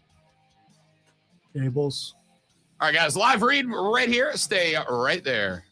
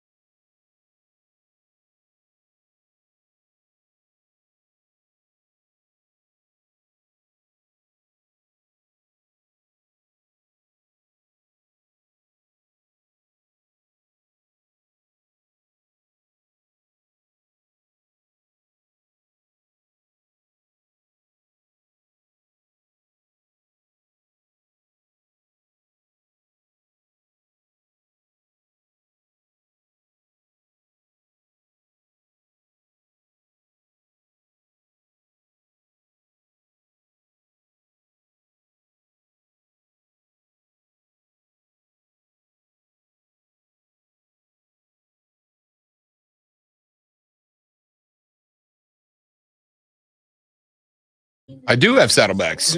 Yep. Those are like coolers. Well, nothing. Niner gang, welcome to the show, bud. Good to have you. Good win for the boys last night. Did what you needed to do. Did what you were supposed to. It is impressive how much you can gauge a team by do they do what they're supposed to do. And last night you did. At Granger, we're for the ones who pay attention to every little detail. The ones who fuss, tinker, and sweat the small stuff. Because you know the tiniest thing can make the biggest difference when it comes to keeping business moving. We get it. We're the same way, offering access to product experts to help you quickly and easily find what you need. So whatever your industry, you know you're always getting professional grade products. Call, click Granger.com, or just stop by. Granger, for the ones who get it done. Paid for by government.com. Have you heard? Morgan's silver dollars are back for 2023. Texas says Prime and his shiny new toy will lose 3 games this year. The first coming tomorrow. Do you understand how impressive a 9-3 season would be for Deion Sanders at Colorado? That's a history season. Like it's not a bad thing. And they will go fast. The entire market and experts agree this is a big deal and an amazing opportunity for both coin and silver buyers. Just call 1-800-973-3094 and you are guaranteed a 2023. You know what? The thing is, look fine the entire day. Why are you messing with that? Because my face is whitewashed, and I just realized how whitewashed it was. There we go. That looks better. I'm trying to get the stream right for all of our beautiful viewers. Maybe you just try and get yourself right. That's fine. Your name's on the show. Call 1-800-973-3094 now to secure your new 2023 Morgan silver dollars before they are gone. That's 1-800-973-3094. Football is back, and so is Cash the Ticket. Pick Pasta with Mike Millennium every week this fall. That's picks, parlays, and that's sweet, sweet value. Cactus included on all the NFL and college football matchups. Full breakdowns on the biggest games, but if you have a life, you don't have 45 minutes to spare, we've got you. We're the most on-demand podcast. We're catered to you and the teams you love. That's Cash the Ticket. Listen on the Odyssey app or wherever you get your podcast. Sponsored by Corley Plumbing, Air and Electric. He can't say on demand. I think that's already been taken. Transparent, upfront pricing you can depend on. Call Corley Plumbing, Air and Electric today, or skip the line and book online. CorleyPro.com. That's CorleyPro.com. Yes, Kevin, I'm completely caught up. I don't know if Rob is yet. I have not watched this week's episode, but I will tonight.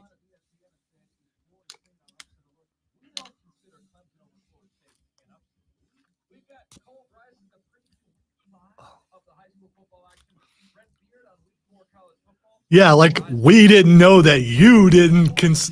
I mean, come on.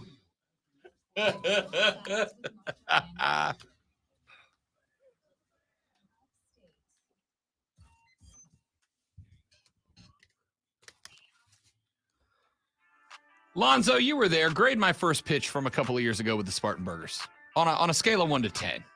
It was amazing. Your warm-ups were better. Yeah. But you kind of you wanted to practice too much. I threw probably 75 before I got on the bump. But at the same time, you hadn't been out there in a I while. hadn't thrown a pitch in years. But you got the chance to keep. I'm just practicing. You were just out there soaking I was it having a in. blast, Yeah, for I know. sure. I know what you were But doing. the pitch itself, great at scale of 1 to 10. 7, 7.5. I'm going to go with an 8 because of who was behind the plate catching the ball. Yeah. I think Keegan made you better, even though they said it was me, which I still think was hilarious. Sorry about that slight on Keegan, but Here's why I bring it up. I bring it up because Keegan has a lower center. He's a little bit shorter, so it probably helped you out there too.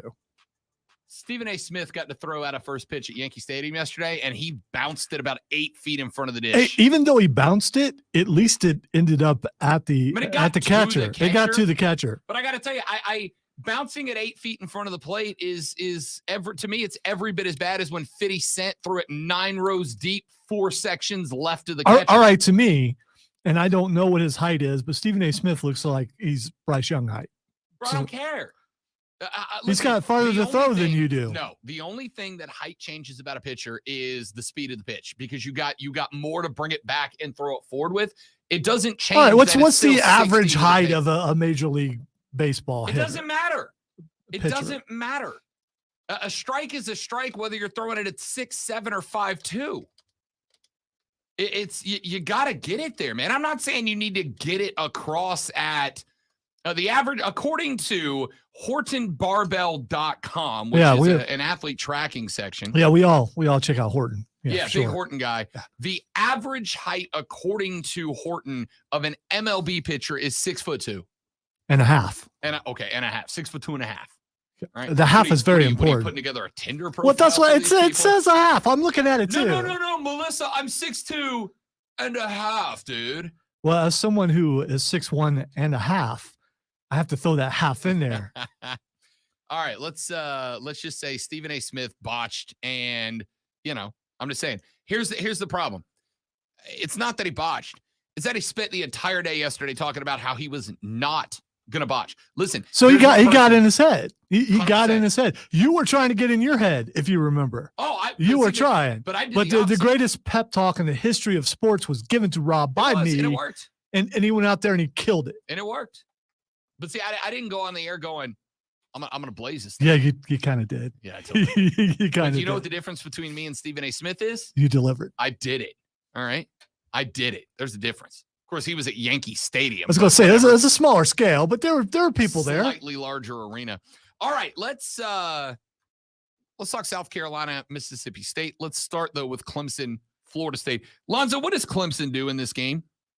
If there's one person I can trust, aside from lose, if there's one person that I can trust to give me the most analytical and honest breakdown of what a team he wants to lose needs to do to win, it's you. Oh, this is easy. This is easy. What do they do? Here's how Clemson wins. They stopped doing it the Clemson way. They let that offensive coordinator from TCU that they brought in because of how amazing he was, let him do what he does.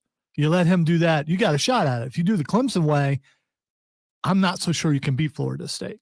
And I think you got to open it up. You got to let Cade throw the ball more than what he is. Whether he's capable or not, we don't know. We need to see him do it more. Don't rely on the running game because that's what Florida State thinks you're going to do. And go out there, air it out, be inventive, be creative, and do not fumble or throw interceptions. I like it. Limit turnovers. I agree. The only one I'm going to push back on a little bit is I do still think you have to run the ball. I think Will Shipley has to be huge parts of this. I'm not saying you eliminate running the ball, but you don't make that your feature. You come out throwing the ball to loosen up that defense, then you start throwing them in there. Okay. I don't hate it. I don't hate it at all.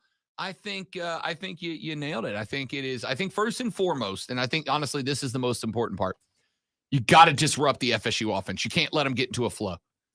The mistake LSU made when they played Florida State back in week 1, which was 6 years ago, the mistake that LSU made in that game, I think, was that they sat back and they let FSU get into a flow. And once FSU got into a flow, once Keon Coleman got into a flow, once Johnny Wilson got into those middle cross routes in a flow, once FSU had Jordan Travis comfortable rolling around and out of the pocket, LSU at that point was well behind the 8 ball and they just could not come back. So FSU just kept making repeat house calls on them. I think if you're Clemson, you got to keep them out of that flow. Jordan Travis has to be disrupted. The defensive line in this game for Clemson, which is very good, the defensive line has got to whip the FSU offensive line. It starts there. If FSU can even create a stalemate at the line of scrimmage, they're going to put up points.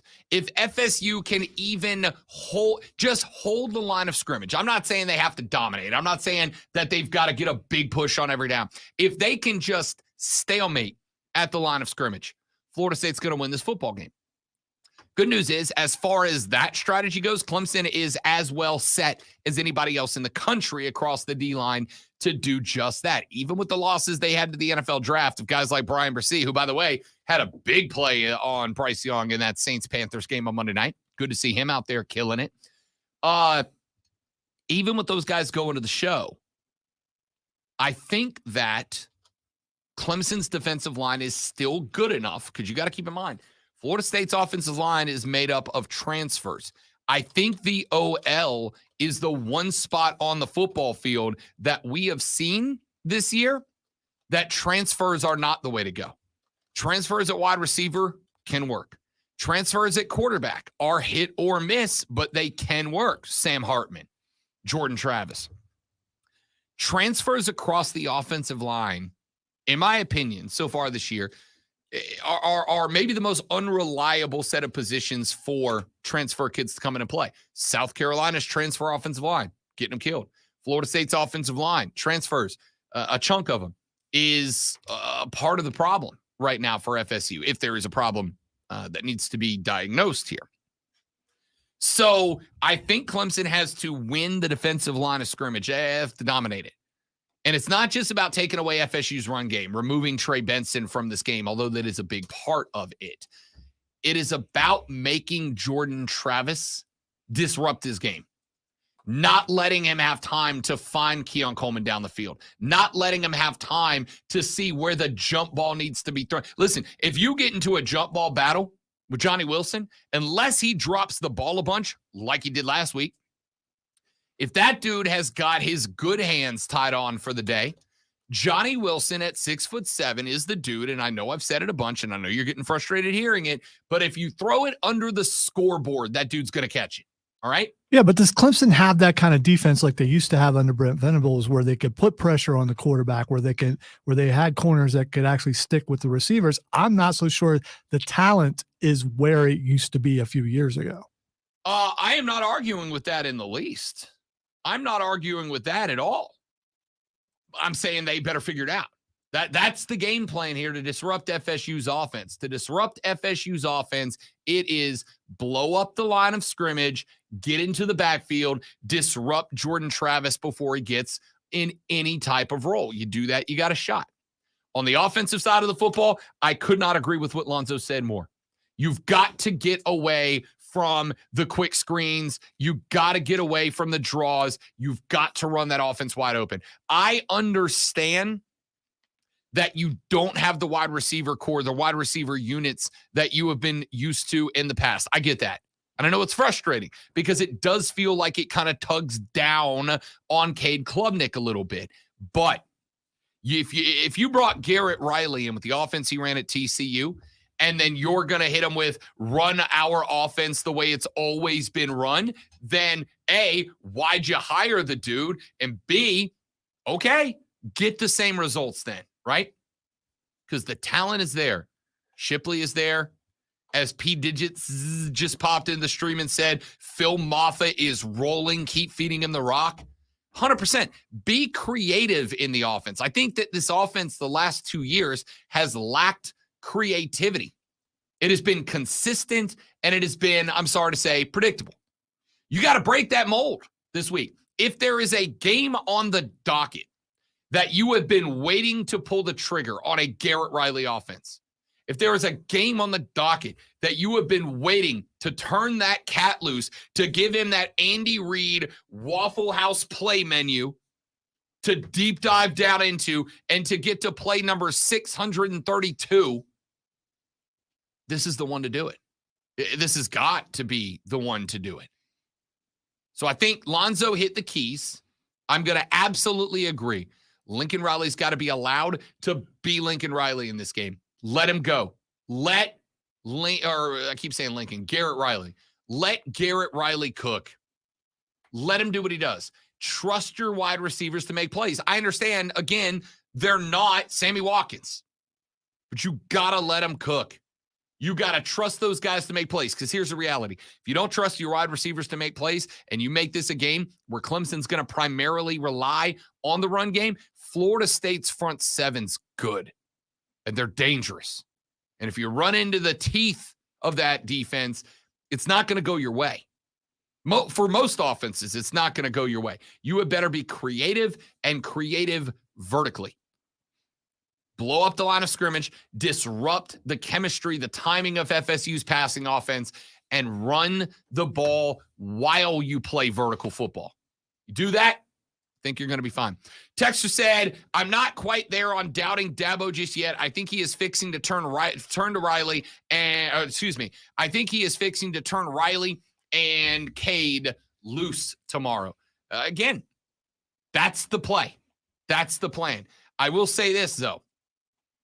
If this game tomorrow is another predictable Clemson offensive game, if this game tomorrow is the same old playbook, the same old plan, the same old style, yes, Monday will be a question Dabo day. All right, 100%. real quick, our friend Tiger Pal Rachel on the X says Clemson defense is ranked 8th right now. FSU is ranked 101st. Here's a problem. If, being ranked 8th after playing the teams that you just played, you should be ranked that. But you got to play better teams, and we'll see how they play against. We'll see how they play Saturday. Yeah, listen, I've heard that stat thrown around a couple of times. All right, I've heard that a couple of times. Clemson got a top 8. Florida State's defense is ranked like number 100, and I get that. But I'm going to be real, and I'm not trying to be aggressive or whatever.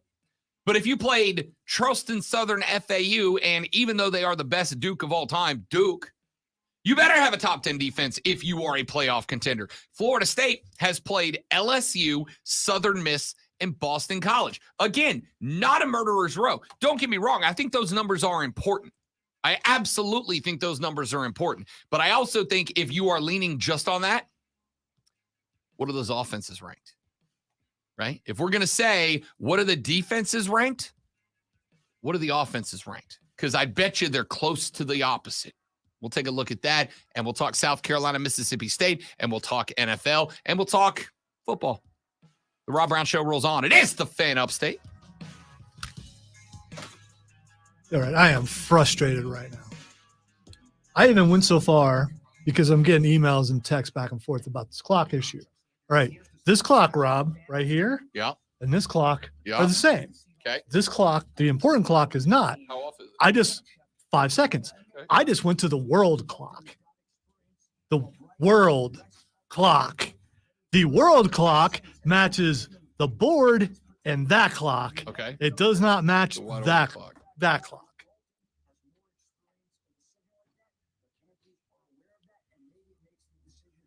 In the end, this might cause bigger problem than just me trying to time into Jim Rome. Oh, I would assume it would cause a problem with everything.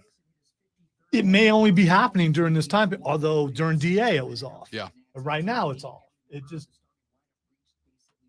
I'm just trying to fix stuff, man. That's all.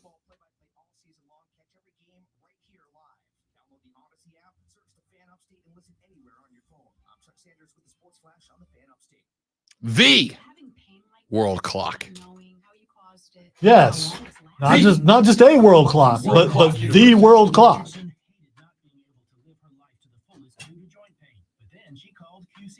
Where regenerative treatments helped her pain go away. The result was phenomenal. QC Kinetics is the nation's leader in using natural biologics to restore and repair damaged joint tissue. This was a great alternative for me as opposed to going in and possibly having surgery or something else. There was no outcome. That's what I love. My life is too busy for me to be sidelined. If you're tired of constant pain from arthritis or injury, don't think the old treatments are the only treatments. Maybe I should just be, I just push buttons. Maybe that's what I should be. So I'm just trying to help. Will nobody care? I don't know who Jim is, Kevin. Jim Rome. Oh, yeah. Yeah. That's funny. First of all, old. Second of all, I know I'm old too, but I'm not as old as him.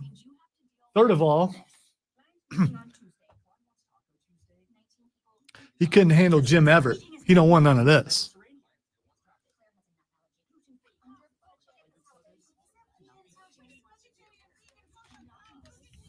But I'm not a problem solver. I'm someone who's trying to solve a problem.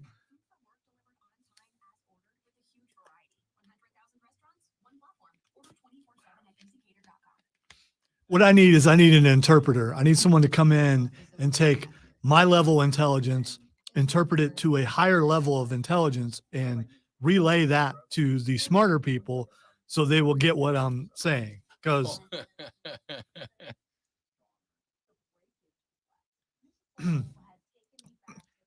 I know you don't know who Bianca Belair is. Maybe you do, Kevin, but it works for her. My hair not nearly that long, but my head is bigger, so I can come with a little more,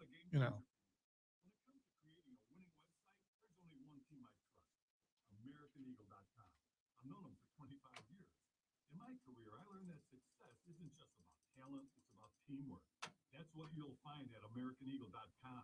They'll listen to your goals and work with you and handle all your digital properties. They'll ensure your website is user-friendly, responsive, and optimized for search engines. AmericanEagle.com. No, I'm not 800 and something years old, Steven. Strategies that will keep you ahead of the competition.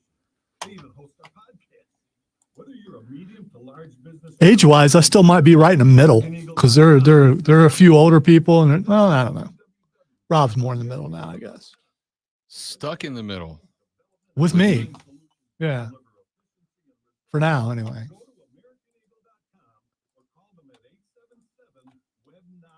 Till I get traded. Did you know gas goes bad in as little as 30 days?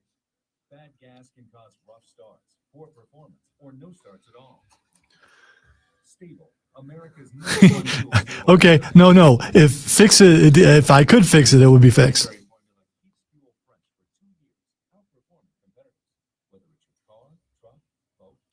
Thank you, Kevin. I'm a sexy 800, no matter what you say.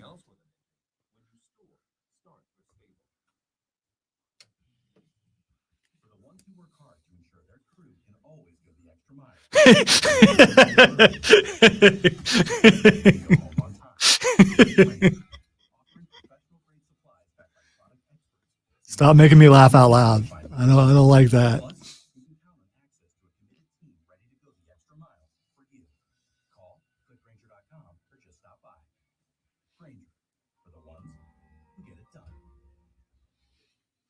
From the Ingles Market Studio,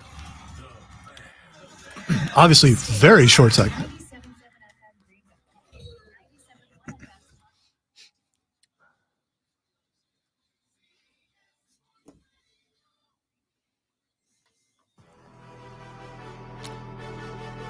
The Rob Brown Show rolls on, wrapping up hour number 2. We talked a little Clemson, Florida State just a minute ago. In the next segment, we'll get to South Carolina, Mississippi State. Listen, let me be very clear about this because I went and looked up the offensive rankings for Florida State and Clemson. Yards per game, Florida State's got more touchdowns. Florida State's got more yards per play. I mean, it depends on what number you're looking at, but I also want to tell people the sample sizes for both are small, 3 games. Both of them have one ranked opponent in the back pocket. Florida State with a 45-24 win over LSU.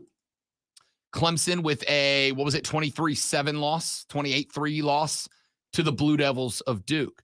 Both top 25 teams. Though, Lonzo, if I asked you right now to put your life on the line in an LSU-Duke game, who you rolling with? I got to go LSU. Yeah, 100% you do. So does everybody else. So do I. And that's as a Duke apologist. I got to go with LSU in that game, right? So the sample size is small. Offensively, if it depends on what rankings you're looking at. Rachel hit me with Tiger Power Rachel on Twitter said Clemson offense ranked 20th, FSU 33rd. And listen, that Boston College game dragged FSU down. Because if we stopped at week 2 and just included LSU and Boston or LSU and Southern Miss, FSU's offense is towards the top. But that Boston College game dragged FSU down. Just like the FSU game boosted Clemson's offense way up. And that's why, depending on what stats you're looking at, they're somewhere right in the middle. Now, Rachel said, Tiger Pal Rachel on Twitter said, I know these stats aren't the be-all, end-all, and they haven't played equivalent teams, but if Clemson executes, this game will be closer than many expect. See, here's the thing. I would also argue the contrary. If Florida State executes, that 2.5 line is exactly where I think it's going to be. Florida State by a nudge. If Clemson executes and Florida State doesn't, Clemson will win by 3. If both teams execute, Florida State will win by 3. If FSU executes and Clemson doesn't, Florida State will win by 14. That was very Steiner MJF math right there. I mean, listen, either both teams execute, one team executes, neither team executes. 3 of those 4 possibilities, Florida State wins the game. 25% so what you're saying is a chance. The winner will be whoever is the excellence of execution. Seems like a good spot to end the hour to me. I'm Rob. He's Lonzo. Hour number 3. We start off with South Carolina, Mississippi State. Second segment, we go up and down the NFL schedule, pick some winners, and then we'll wrap it all up on a Friday. It's the Rob Brown Show. It's the Fan Upstate.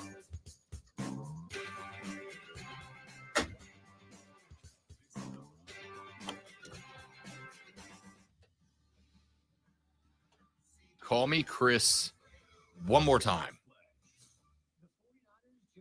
This is not a middle butt cut, man. This part is very clearly over on the side. I don't even understand what that means. The butt cut. When I you have the don't part know that goes right down the middle and the hair comes down and it looks like a butt.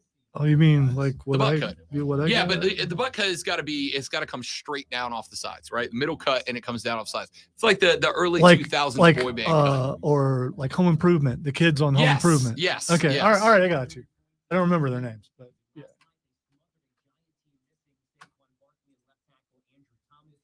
Yes, the butt cut is split down the middle. So you would go to a barber back then and say, "Yo, man, give me the butt cut." I'm not so sure. I don't. Yeah. I don't. That's what we all called it. Okay. All right.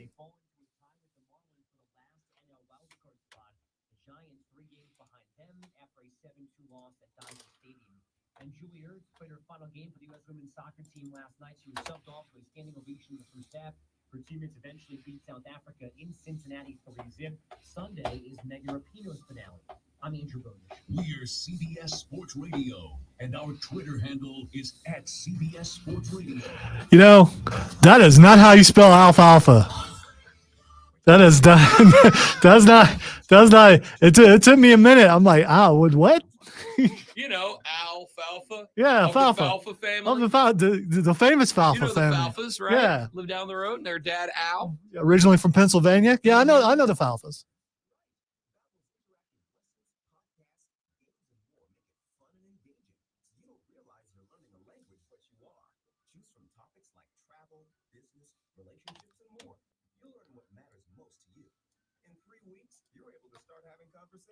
Just 3 weeks. Even better. Since Babbel's lessons are designed by language experts and voiced by real native speakers, you'll get the accents just right and be able to carry on conversations with confidence. Yeah, exactly, James from Harrisburg. No, there is no. You're right, Kevin. There is no autocorrect for that one. That was just straight up bad spelling. Hey, Mike, what are you doing there? Staring at the ceiling. Oh, hi, Jen. Come check out the energy-efficient lighting I just had installed for my business. It's saving me a ton on my electric bills. Plus, Duke Energy Smart Tap paid for almost 70. Part of the alfalfa family, James, are Amish. So, you know. You know the Falfas are involved in some shady stuff. Yeah, well, there's that too. They're using the hair gel industry as a laundering mode. It's a front. You know, there's something else going on in the back, but you know, in order for a front to work really good, that business has to look Al legit. just uses that spike in the back to throw you off your game. You know, you're so busy trying to figure out. You're why looking at it looks that, like you don't that. see this sort of thing. You know what I'm saying?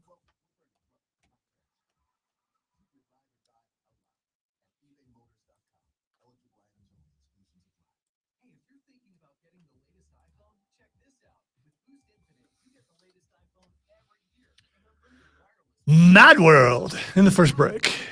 10-4 Mad World in the first break. It was. Sadly, Pee Wee is no longer with us. Neither's Alfalfa because he got shot by buckwheat. Well, no, he was found alive later on. No, Alfalfa shot buckwheat. I got $1. I got $1. Hey. Oh, whew. I'm really glad that my skepticism pays off sometimes. Somebody, it's just it's a troll account. No, you somebody just changed that their I used Twitter to header and know. their picture to Fightful, like with the Fightful logo as their Abby and everything, and tweeted out a picture that said Carmelo Hayes has been released by the WWE. And I was like, oh, and then the first one is Sean Ross going, "This is not us. Please report them for impersonation." I was like, oh man. I was a little behind on NXT. And I was watching some this morning. I was watching the Dom and the whole thing with Ilya and all that stuff. And they were talking about, and if he survives this, he'll be facing Mustafa Ali. And I was like, no, he won't. Mansour got released also. So did Marseille.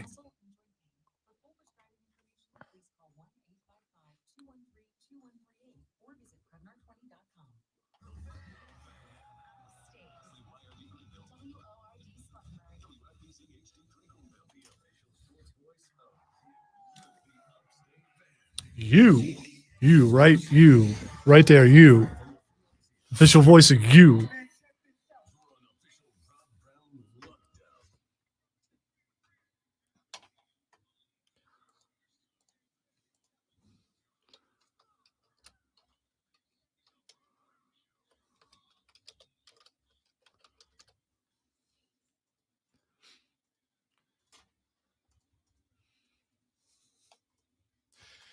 The third, the final, the best, the money hour. The Rob Brown Show starts now. This is the Fan Upstate. Yeah.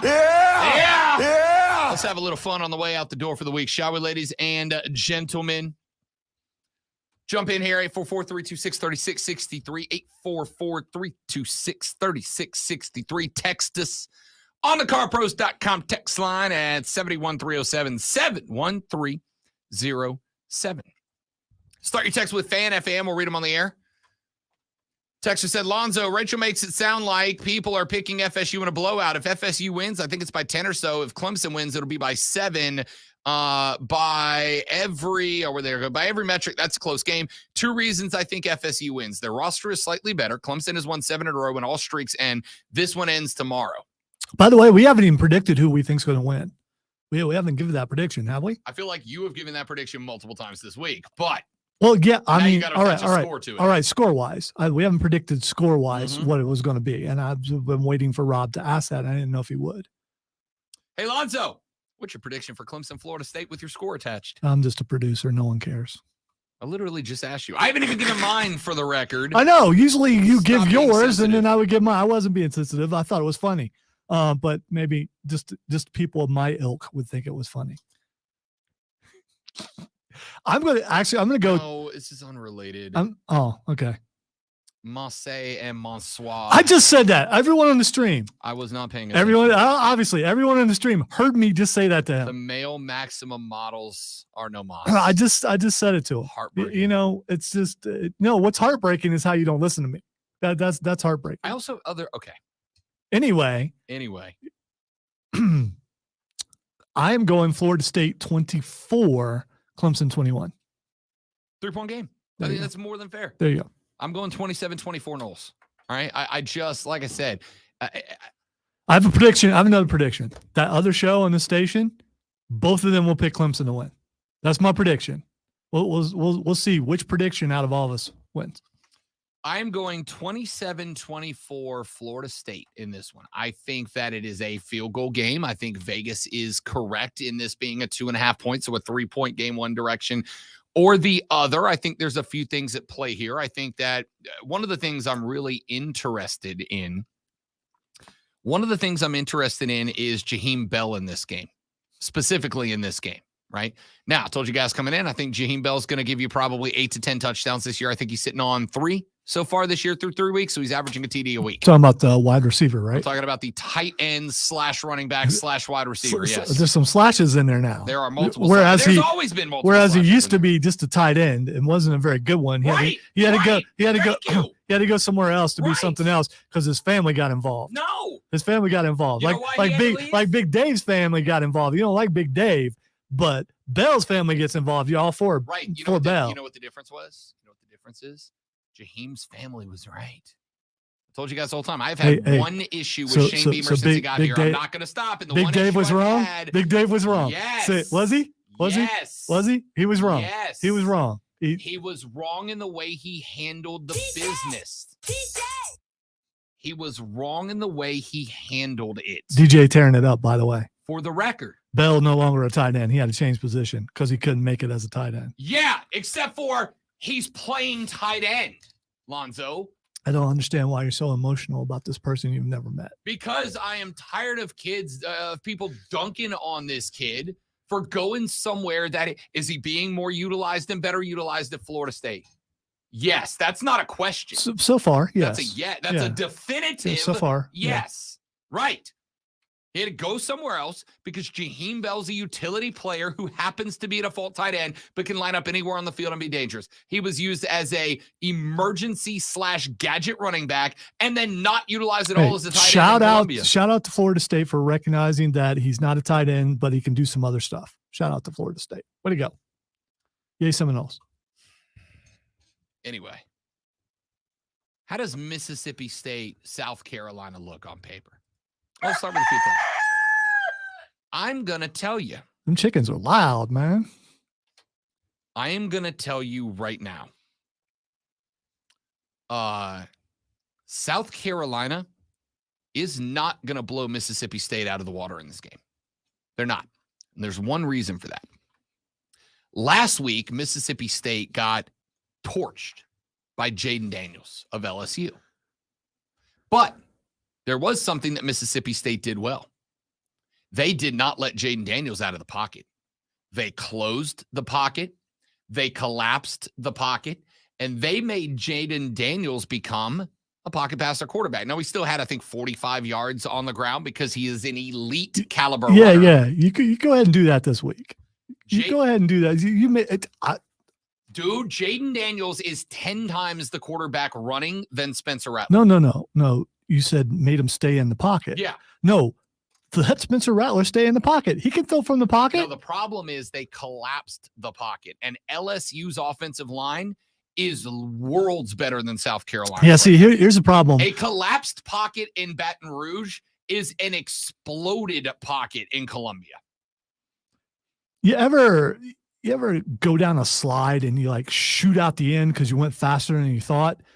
That's what their defense is going to do against South Carolina's offensive line. They're going to get back there so fast, they have no idea what to do, and they're just going to run right past them.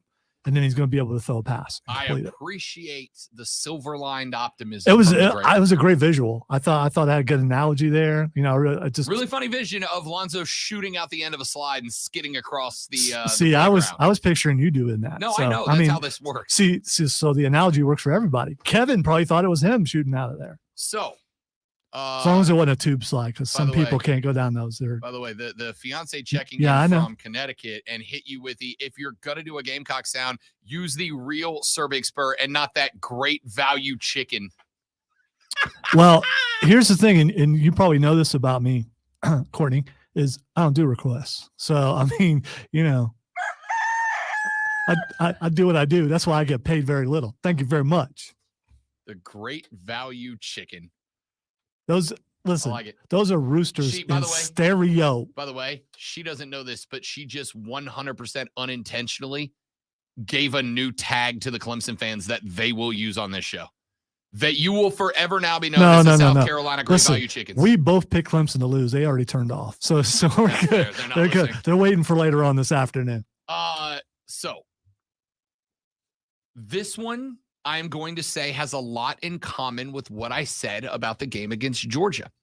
You cannot play a pure pass offense, a pocket pass offense. You cannot play, let's form the pocket, let's let Spence take 3 and 5 and 7 step drops, then climb the pocket and deliver the football, because the pocket's gonna implode unless it is moving laterally.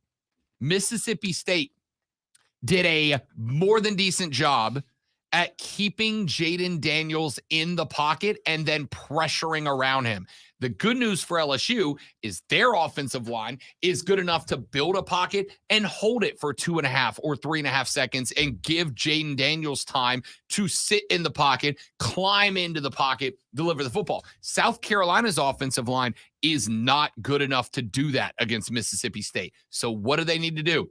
Same things as last week. Exactly the same things as last week. Exactly what they did against Furman. Do not build a pure drop back and pass offense. Do not build an offense that relies on you to be able to build, maintain, climb, and execute out of a pocket. This offensive line needs to be moving left. It needs to be moving right. Spencer Rattler needs to move left with it. He needs to move right with it. These are not options. These are demands if you want to win. Second thing you got to worry about. Will Rogers, the quarterback for Mississippi State, danger Will, Will Rogers, the quarterback at Mississippi State, is not the most accurate guy. He's not bad. But what he's been able to do is game by game for the Dogs, more consistently stand and climb in that pocket. The exact opposite of Spencer Rattler and the South Carolina Gamecocks. They have to rely on Mike Rogers, but I'm going to throw a wrinkle at you that I want you to keep an eye on, Gamecocks. There's a backup quarterback for Mississippi State, goes by the name Mike Wright, and he might be Mr. Wright for the Bulldogs in this game. Why? Because Mike Wright is an excellent running quarterback. Excellent running quarterback. Mike Wright is the, speaking of, Dollar General great value version of Jaden Daniels at LSU. He's the dude that will take a 3-step drop and then just hit the edge flying. You can utilize running backs as blockers as opposed to backs because he serves as a running back. If Mike Wright checks into this game for Mississippi State, South Carolina has got to set the edge. You cannot pure attack off the edge. You have to set the edge, right? You guys have heard me tell this before. When it comes to defensive ends, there is a hard, fast rule for DEs. Hit, sit, find the nearest back that can hurt you, and don't let them cross your face, right? So, defensive end, fire off the ball, pop one arm into the tackle, stay up and down the field, stay north-south, get your eyes in the backfield, and find running back, quarterback, wing back, whatever back, full back. And if that is coming to you, then you do not let him cross your face. If it is an option, you take the dive back so that your linebacker scrapes off the edge for the quarterback. If the quarterback is rolling, you take an angle so he can't cross you. And if Mike Wright comes into the game, that is rule number one. I would be concerned if you are capable of knocking Will Rogers around, getting your DBs in a spot where coverage sacks become a reality. If this is going well and they make that switch, I would keep an eye on the quarterback spot. Third thing I'm looking at, this is the good news. Mississippi State, Lonzo, is one of, and I say this respectfully because I know there's a lot going on at State. You had the death of Mike Leach. You've got a new head coach that has come in here. This is a team that is having problems right now under their new head coach, Zach Arnett. Zach Arnett has now not once, but twice, after games were over, tried to take the heat off of his team, tried to take the heat off of the Bulldogs and say, this is on us. This is on coaching. Now, 41-14, they dropped it to LSU. They did beat Arizona, 31-24 the week before that, but they weren't happy. They thought they should have won by more. And Zach Arnett has now twice come out and gone, this is on coaching. This is on us. We just have not put a game plan together, and we are concerned about that. Well, I'm going to go ahead and tell you, you got to take advantage of that. Shane Beamer needs to out-coach Zach Arnett. What does that mean? Well, I think there was one big mistake that the Gamecocks had last week. They were leading at halftime on the road in Athens, Georgia, over the Bulldogs of UGA. What adjustments did the Gamecocks make in the second half? None. Not that I saw. I'm not saying there were none, but there were none that stuck out. There were none that jumped off the page at me. What adjustments did the Georgia Bulldogs make? All of them. They recognized what South Carolina was not doing well, running the ball. They sold out on stopping the pass. Spencer Rattler had a much more difficult time in the second half than the first half. They realized that wide receivers were not creating separation in man-v-man scenarios. So what do? They locked up on the man. They went single high safety. They added more into the box. So we're going to stop you. We're not going to let Spencer Rattler run around like a maniac like he was doing in the first half. We're going to prevent that until your wide receivers start beating our DBs, and they could not. Shane Beamer, I'm not saying there were no adjustments. There were none that jumped off the page. Shane Beamer and Dow Loggins made no adjustments last week. And why would you? You're up 14-3 at halftime. You're feeling real good. But you've got to get into a coaching duel. The good news here is after that lesson learned, And with a first-year head coach, new coordinators going down in Stark Vegas, Shane Beamer should be able to make adjustments that Zach Arnett cannot keep up with as a first-year head coach with a brand new and deplenished team. Shane Beamer has got to win the battle of the headsets, the battle of the clipboards in this one. If South Carolina can tinker in game, make adjustments, change on the fly, if they can prevent Will Rogers from getting comfortable, prevent him from having time to up that accuracy rating, and if South Carolina can move the pocket and not try to go one-on-one straight up and down with the Mississippi State defensive line, the Gamecocks should win this football game. Thoughts? Great one. Well, the comparisons between South Carolina's opponents and Georgia, I mean, it just makes it sound like they're just as good as Georgia and going to be able to do everything that Georgia did. I don't really think that's going to happen. The main thing is South Carolina needs to come out and play with the intensity, the confidence, everything they had in the first half against Georgia, and then the rest of the season is going to be easy because there is no one that they're going to go up against that's even close to Georgia. And they were able to do that. And from if you have equal or maybe even a little bit lesser talent on your team and you're going up against another team that maybe a little bit better than you, and then you go, yeah, but we did this to Georgia. We can handle this. So that little bit of boost of confidence is enough to get you over the edge where people don't think you can do something. In this case, I believe South Carolina's picked the win, right? They are 6.5, if I recall. Yeah, correctly. they're going to do that. I'll pull up that line real quick, but I believe it's 6.5. So what's your score? I am going to go Gamecocks in this one. I think it's going to be a little closer than that. I think I'm going to bet State plus 6.5, but I think that South Carolina wins this game. I am going to go in this one 24-20. Gamecocks get the win. See, and I was already going to go 24 with Gamecocks, but I'm going to go 10. 24-10. 24-10. You think it's a win-win? Yeah, I do. South Carolina in this game. That site's not carrying the line, so let me go try BetMGM and see if they have it up. Game is 6.5.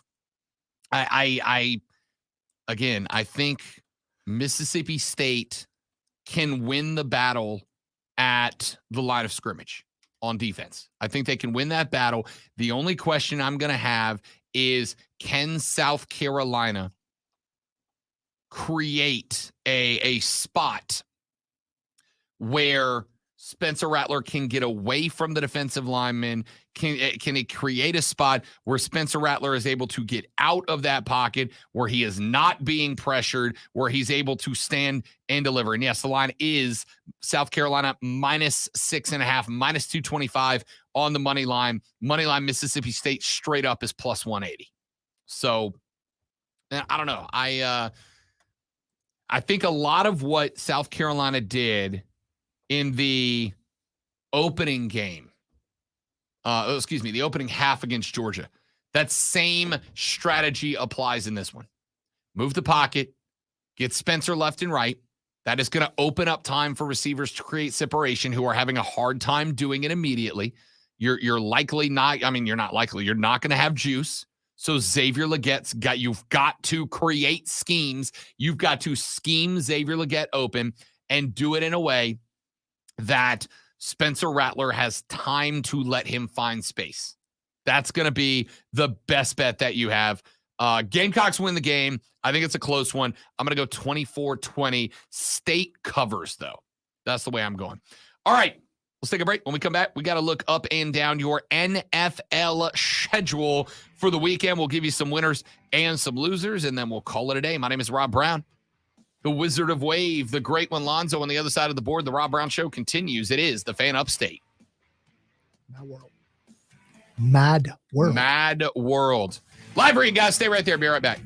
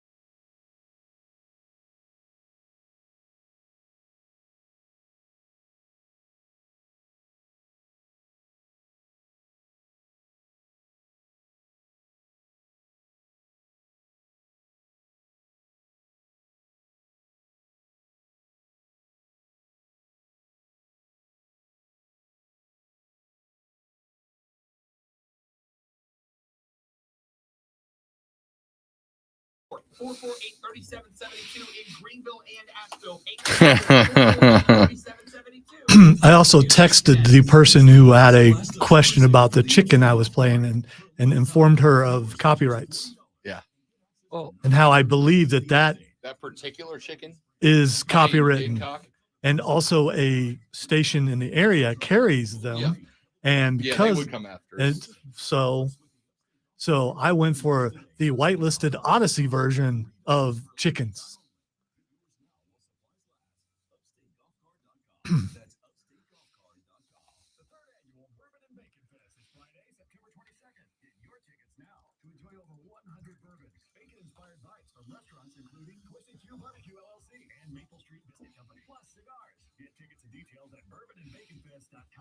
Sponsored by Jeff Martin Auctioneers. Jeff Martin Auctioneers is hosting the East Coast Public Auction in Pelzer on Thursday, September 28th, featuring construction, Pelzer. trailers, and more. Bid your way live on site or online. Jeff Martin Auctioneers. Still remember when Fat Boy and I had Mark Ryan convinced he needed to go to Pelzer. Because I kept just joking about I was dead serious about Pelzer and had Mark convinced, and Fat Boy came on the show and he just went with it. It was great. Oh, Fat Boy. That dude's a riot.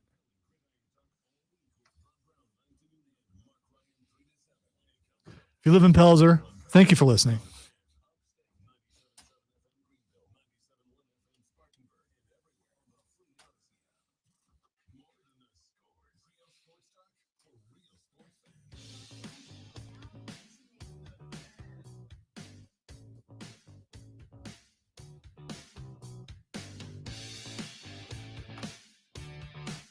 The Rob Brown Show continues. It is the Fan Upstate, ladies and gentlemen. We have talked Clemson. We have talked South Carolina. We spent some time earlier this week talking Dion and the Buffs taking on the Ducks. Are there any other college games that have got you up and excited? Texas Baylor does to me. Texas gets a chance to prove this week that they are for real. I think that's a big one. So does Oklahoma on the road at I Cincinnati. just heard you say Dion and the Buff. And it's like, what are you doing, man? Buffs. Okay, all right. I just thank you. Be very clear. Oh, that hurt. UCLA, Utah, I think could be a very good one. Ole Miss, Alabama, we broke that one down. I think that in the late slot, Arkansas at LSU is interesting. LSU trying to prove they're there. DJ and Oregon State taking on the Cougs of Washington State. I like the Beavs in that one, and I like them to cover. I mean, DJ on an apology tour, not making one, looking for one. Talk Texas Baylor, Iowa, Penn State. I think Penn State's got to be the walk-around favorite on that one. USC's at Arizona State. Cal Washington's pretty interesting to me. Should be a big Washington Husky win with Michael Penix Jr., but we'll see. So what other games are you looking forward to? Let's look ahead to the NFL schedule. Last night, the 49ers get a 30-12 win over the New York Football Giants, who are, Lonzo, bad at football this year. They ain't good. Nah.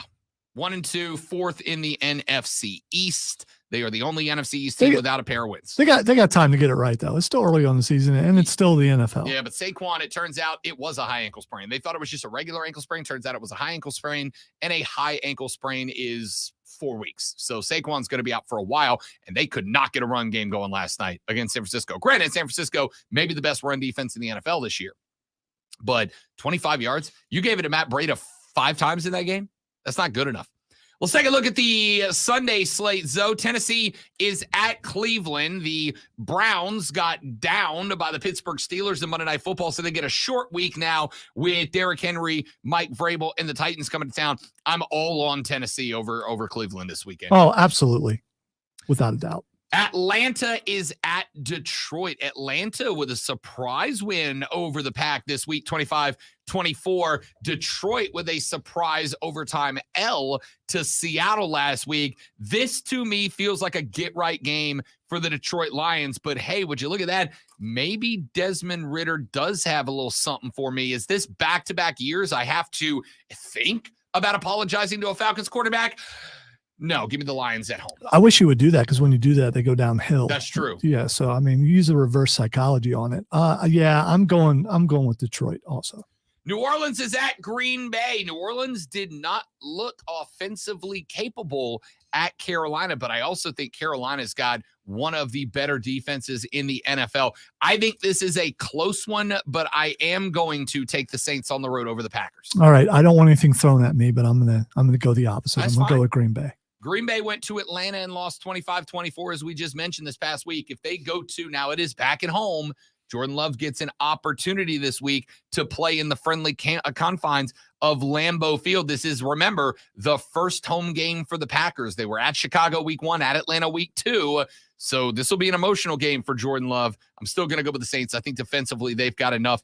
Although Marcus May, their safety, 3-game suspension. So that's a big problem. You know, in that entire description, you never mentioned the future Hall of Famer, Derek Carr. Yeah, he got demoted to second ballot Hall of Famer. Okay, all right. He's not getting in on the first try right now. He can earn that back, though. Denver's at Miami. Lonzo, give me Miami, and I'll lay all the points. All of them. Let's ride. Here's what I am interested I'm in. not right. So, by the way, I'm going with Miami. I just was making fun of, Sean Payton all but outright blamed their loss to Washington on Russell Wilson. He's like, our quarterback's got to play better and make better decisions. I'm like, really? Yeah, you're kind of part of that, big guy. Yeah, but it's no surprise because Russell Wilson is overrated. He's been overrated the entire time, and now we're seeing it even more so. You bring in a coach who probably will be more than likely in the Hall of Fame, and he is struggling making Russell Wilson win. Not incorrect. I'm going Miami, lay all the points. The Chargers on the road at Minnesota. I don't know what to make of the Vikings, man. The Vikings took an L to Tampa in week 1. They got beat down by the Eagles. Here's what you need to do. They were supposed to be good. No. The offense is still pretty good. The defense is horrible. They're just getting outscored is what's happening to them. And it's probably going to happen again this week. Yeah. And maybe there's a curse to being on that quarterback dock. I don't know. Do we believe in the Chargers? They're also 0-2, but they had a 2-point loss to the Dolphins. They had a 3-point. I'm going to go Chargers here. I mean, they've been in both games so far, both L's against decent to either a very good team in Miami or a upward trending team in Tennessee in week 2. I think I got to go Chargers. Kirk Cousins going to need some extra time with that brainstem thing because they're probably going to lose again. And again, it's not going to be his fault. In a game that I was interested in initially, and now I'm not, New England is taking on the New York Jets. The Patriots are 0-2. The Jets are 1-1 with a win back in week 1 over Josh and his Buffalo Bills. The Patriots, this to me, Lonzo, is a must win for both teams. It is a must win for Hoodie and the Patriots to keep the fans on board. It is a must win for the Jets, or else we get to declare them the 2023 disaster of the year in maybe all of sports. I might surprise you a little bit here. I think I'm going to go with the Jets at home in this one. I know they look bad in week 2, but there were a lot of changes going on for that team that weren't expected. They spent the entire offseason preparing for the Aaron Rodgers-led offense. Now they got Zach Wilson. This is not just a must-win game for the Jets. It's a must-win game for Zach Wilson to prove that he has any sort of future in the NFL. I'm going to go with the Jets at home. I wish I had a coin to flip because I don't really know. So if I don't know who's going to win, I'm going to side on hatred. So Jets win. I respect that. I do. The Buffalo Bills, led by now Josh Allen. He earned his last name back. Can he get another Josh tacked on? A 38-10, 3-touchdown performance from J.A. against the Raiders last week. They are on the road at the Washington Commanders. Bum, bum, bum, bum, bum, bum, bum. Give me the Bills. I appreciate what the Commanders did in that walk-off win over the Denver Broncos last week. Great one, but the Buffalo Bills found their step last week. They're going to put it in high gear. Bills all over the Commanders this week. I am not convinced that Buffalo is the Buffalo we saw last week. And I am going with Washington just because I want to see 5 to 10 posts from Kevin, which you can see. I think you can see it if you follow us on Facebook on the Upstate Post. I believe. No, I mean the fan Upstate. I believe that you are correct there. Let me go with Buffalo all over them this week. Speaking of, how about TL16 and his Jacksonville Jaguars as they are hosting? Wait, there's the someone Houston named Texans. TL16. That would be Trevor bleeping Lawrence, my guy. Oh, okay. Trevor Lawrence and his Jags hosting the Texans this week. The Jags are 1-1. They had a 17-9 loss to the Chiefs last week in what was it's not that the game was ugly, Zoe. It was that it was not supposed to be. That was supposed to be one of those games like you gotta watch this game this week. It would make you not want to watch football a lot. It was bad. It was not good. It was bad. Trevor Lawrence got on the mic after that game was over, and he said, "Yo, we're embarrassed. We're embarrassed, not just by this game, but by our performance so far." The Jags did have a 31-21 win over the Colts back in week 1. Listen, CJ Stroud has been impressive as a rookie quarterback playing in a not great Houston Texans roster, but the Jags have got to get right in this one. So give me the Jacksonville Jaguars at home over the Houston Texans. You know what? This one sounds like it's hurting you a little bit. Yeah. Is this I don't want to pull against CJ or I don't want to pull for Trevor? No, I did. Trevor Lawrence, I think, has the potential to be a really good quarterback in the NFL. He's not where people think he is yet. I'm going to go with Houston on the upset. Okay. Upset alert on for the TL16-led Jacksonville Jaguars. We have got, after that one, as we move toward the end of our 1 o'clock window, Indy on the road at Baltimore. The Ravens are 2-0. The Colts are 1-1. They did get a 31-20 win last week against the Texans. Still waiting on an update on whether or not Anthony Richardson will be able to return after that concussion last week. I don't think it's going to matter. I think the Ravens are just a better overall football team, and defensively, they will not let Anthony Richardson run around like he was doing last week if he's even capable of playing. Ravens at home cover. You know, I wish Richardson was healthy because that would make this game probably a lot better than people thought. But yeah, I'm going to have to go with Baltimore.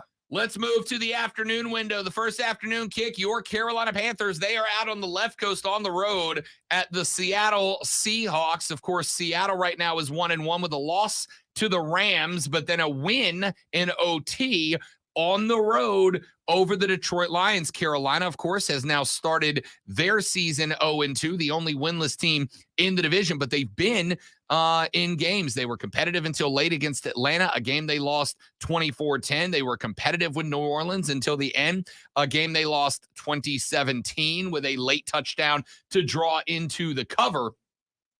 I got to go Geno, man. I think Carolina's dropping to 0-3, and I even with Andy Dalton playing, and I'm intrigued to see what Andy Dalton does under center. Even with him killing, I got to go Seattle at the house after they beat Detroit. All right, so here's the thing. I'm also looking for another Geno moment that, talking to America here. But I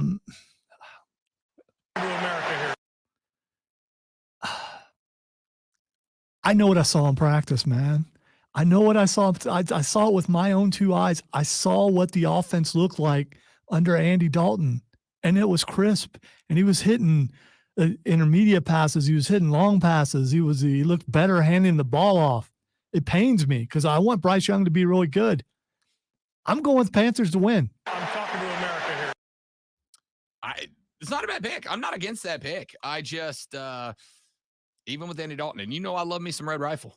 I'm a fan. I'm a fan of what he did in New Orleans last year. The defense let him down in 3 spots last year. Any one of those games go the opposite direction, and the New Orleans Saints go to the playoffs as the NFC South Division champion last year. He's fine. He's more than capable and adequate. I just think Seattle's a little more well-rounded offensively. Chicago is at Kansas City in a 425 spot. Great one. The Chiefs, as we mentioned a few minutes ago, an ugly win over Jacksonville last week. They also dropped the opener by a single point against the Detroit Lions at home. But, and here's the big but, the butt of the weekend, maybe the biggest but, the Sir Mix-a-Lot caliber but, the Chicago Bears stink, Lonzo. Chiefs by 50. I don't know if it'll be by that much, but yeah, the Chiefs are going to win. It won't be close or fun. My wife asked me a question. I'm paraphrasing here. Why can't the Chiefs just win by a bunch? Why do they have to do this every week? Because that's just how they play. That's just how they roll. Give me the Chiefs by 1 billion. Dallas is at Arizona. Look, I'm not ready to go ahead and proclaim the Dallas Cowboys 2023 Super Bowl champions like so many other people with microphones and headphones seem to want to do. But Lonzo, what looking I will at say you, is, Cole Bryson. Looking at you. Love you, big dog. but chill. But they are very good. The Arizona Cardinals, on the other hand, who, by the way, offensively have been surprising. They lost by 4 to the Commanders up front.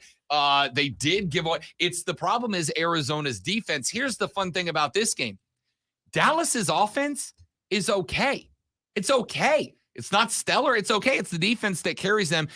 I think Dallas wins this game, but don't be surprised if this game hits the under and checks in at like a 17-10 Dallas win. Give me the Cowboys, though. Yeah, I got to go Cowboys here. And then we wrap it all up. Sunday Night Football, Pittsburgh at Las Vegas.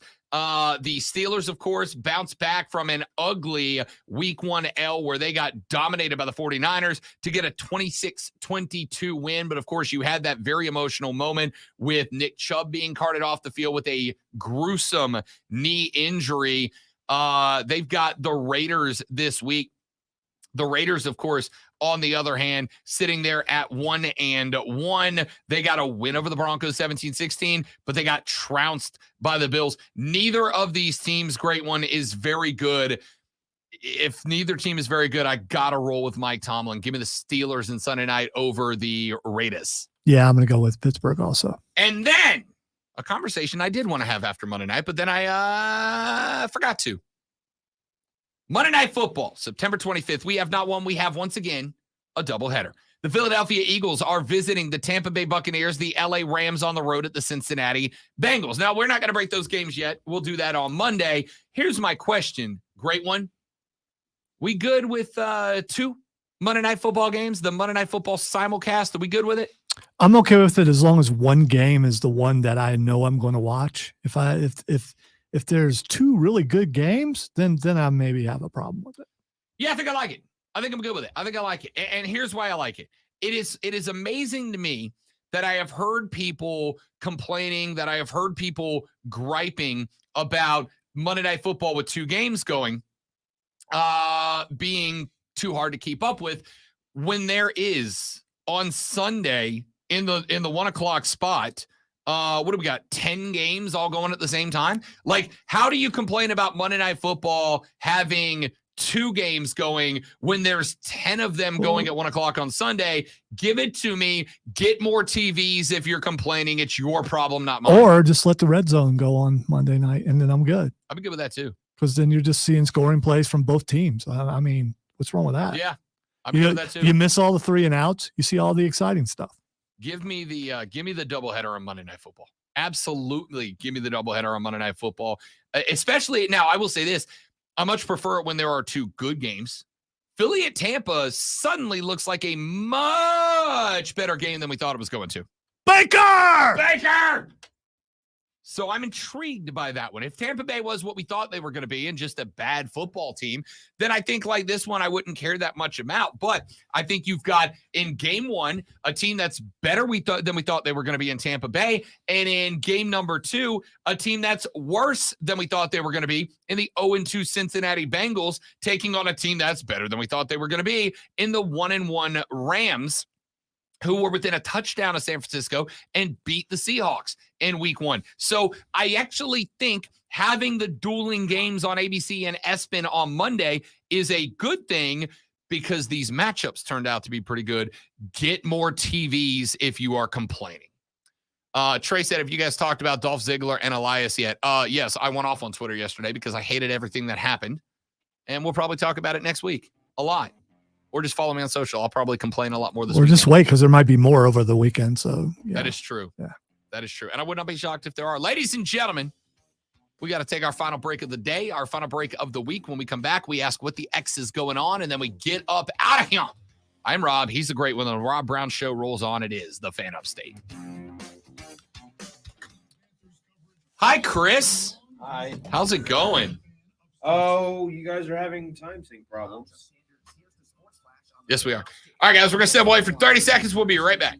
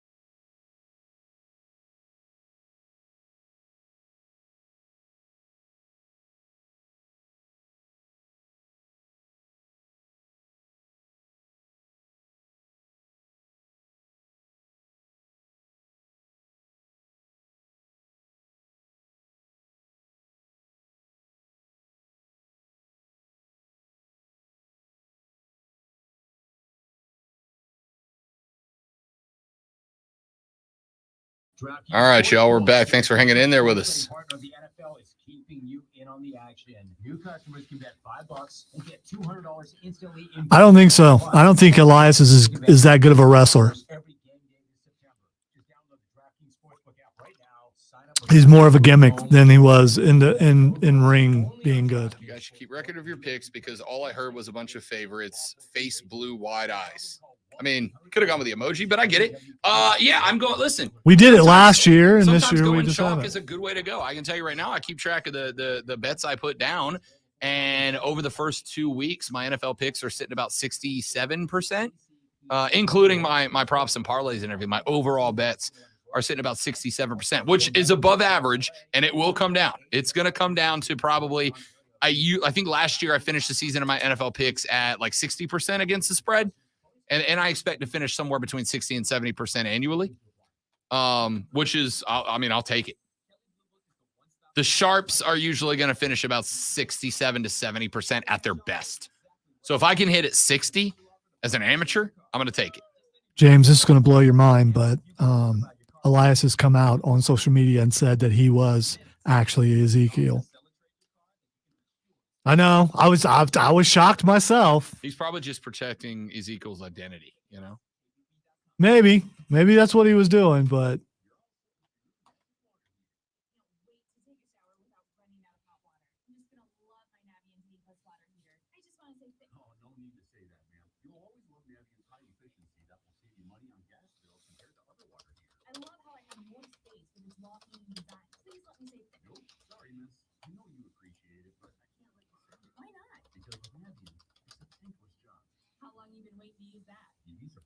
I know. I'm sorry I had to be the guy to break it to you, James.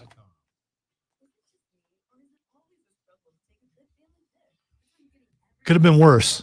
Rob could have told you. See, I care. Rob would have been just like, it's right, a dagger to the heart. That's not what a dagger to the heart sounds like, probably, but I've never actually heard one, nor do I ever really want to.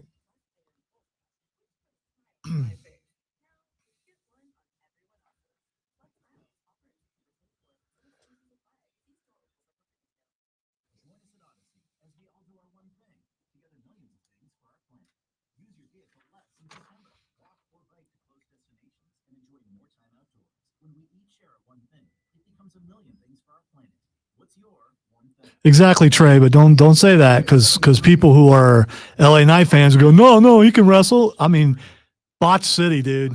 It's a shame. Because all that potential and then, missing a lot. But people just kind of go, no. I love his catchphrase, so he doesn't have to wrestle. Good. I don't think he wrestles bad.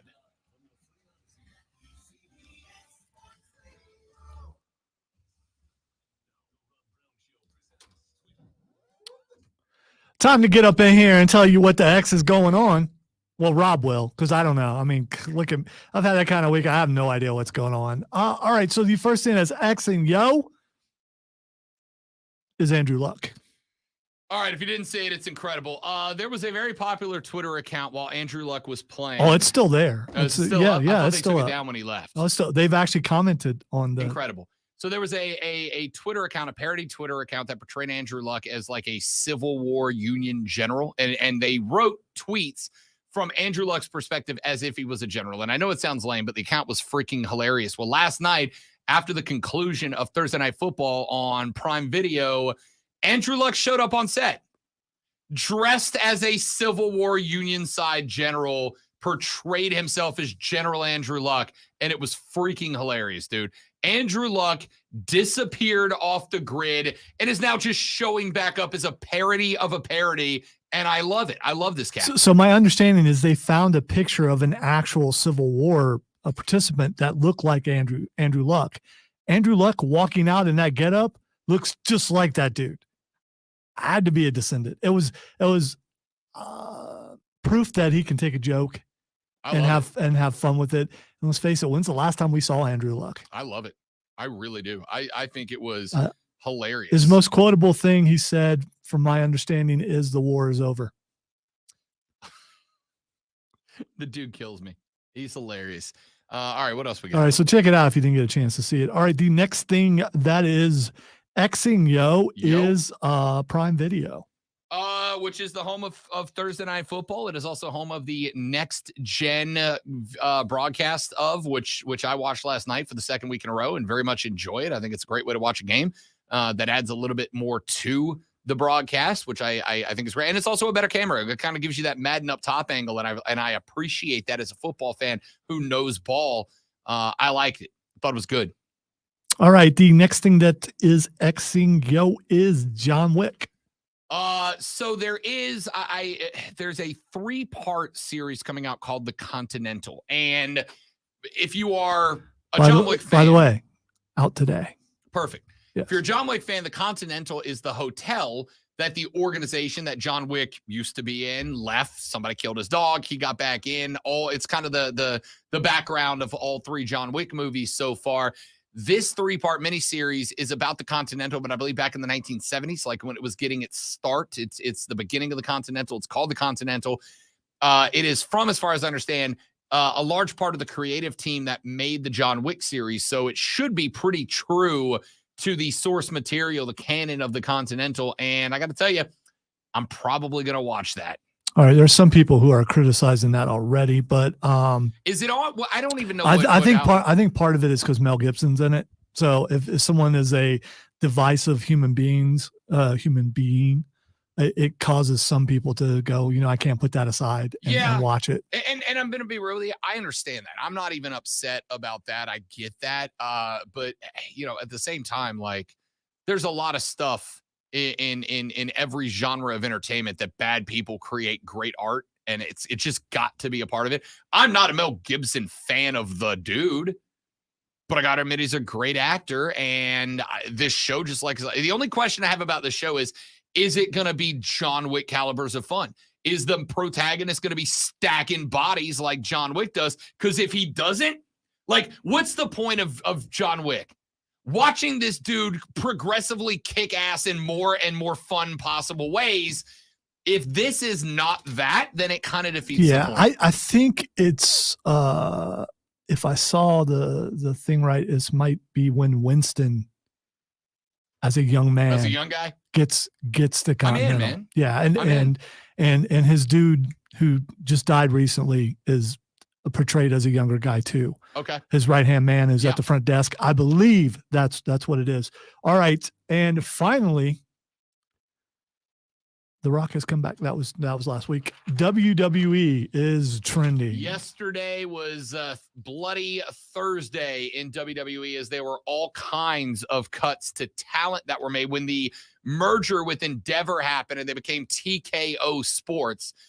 The rumor was that there were going to be upwards of 100 cuts coming, but they were all going to be corporate cuts. They were going to be people that were working the office. In fact, I've got a friend who is up in Connecticut who said that they checked LinkedIn that day, and there were dozens and dozens of people that had former WWE employee in their bio that were looking for a new job in the area. So I thought that was kind of going to be it. Nope. Yesterday, a roster purge. Elias is gone. Dolph Ziggler is gone, amongst a handful of others. The only one that, and I'm going to say this, the only one that like really set me off was Dolph Ziggler.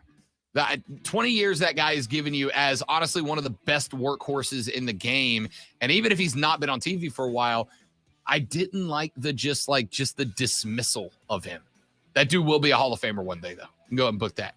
Ladies and gentlemen, that's it for us. That's it for the week. Hope you enjoyed it. Tonight, Burns Rebels High School football.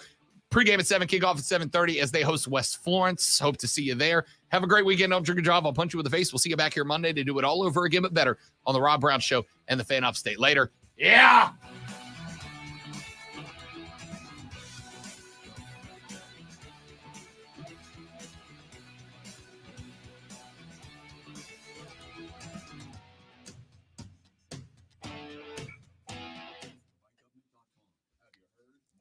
All right, y'all. Appreciate it. Thank you guys for hanging out. Hope you enjoyed the show. Make sure you follow me on the socials because the lady friend is out this weekend, so I'll probably pop up and do some lives, do some hangouts. Burns Rebels football tonight if you're ever so inclined to listen to what I think should be a pretty good game.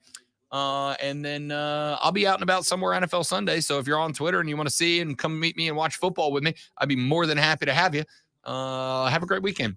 Goodbye.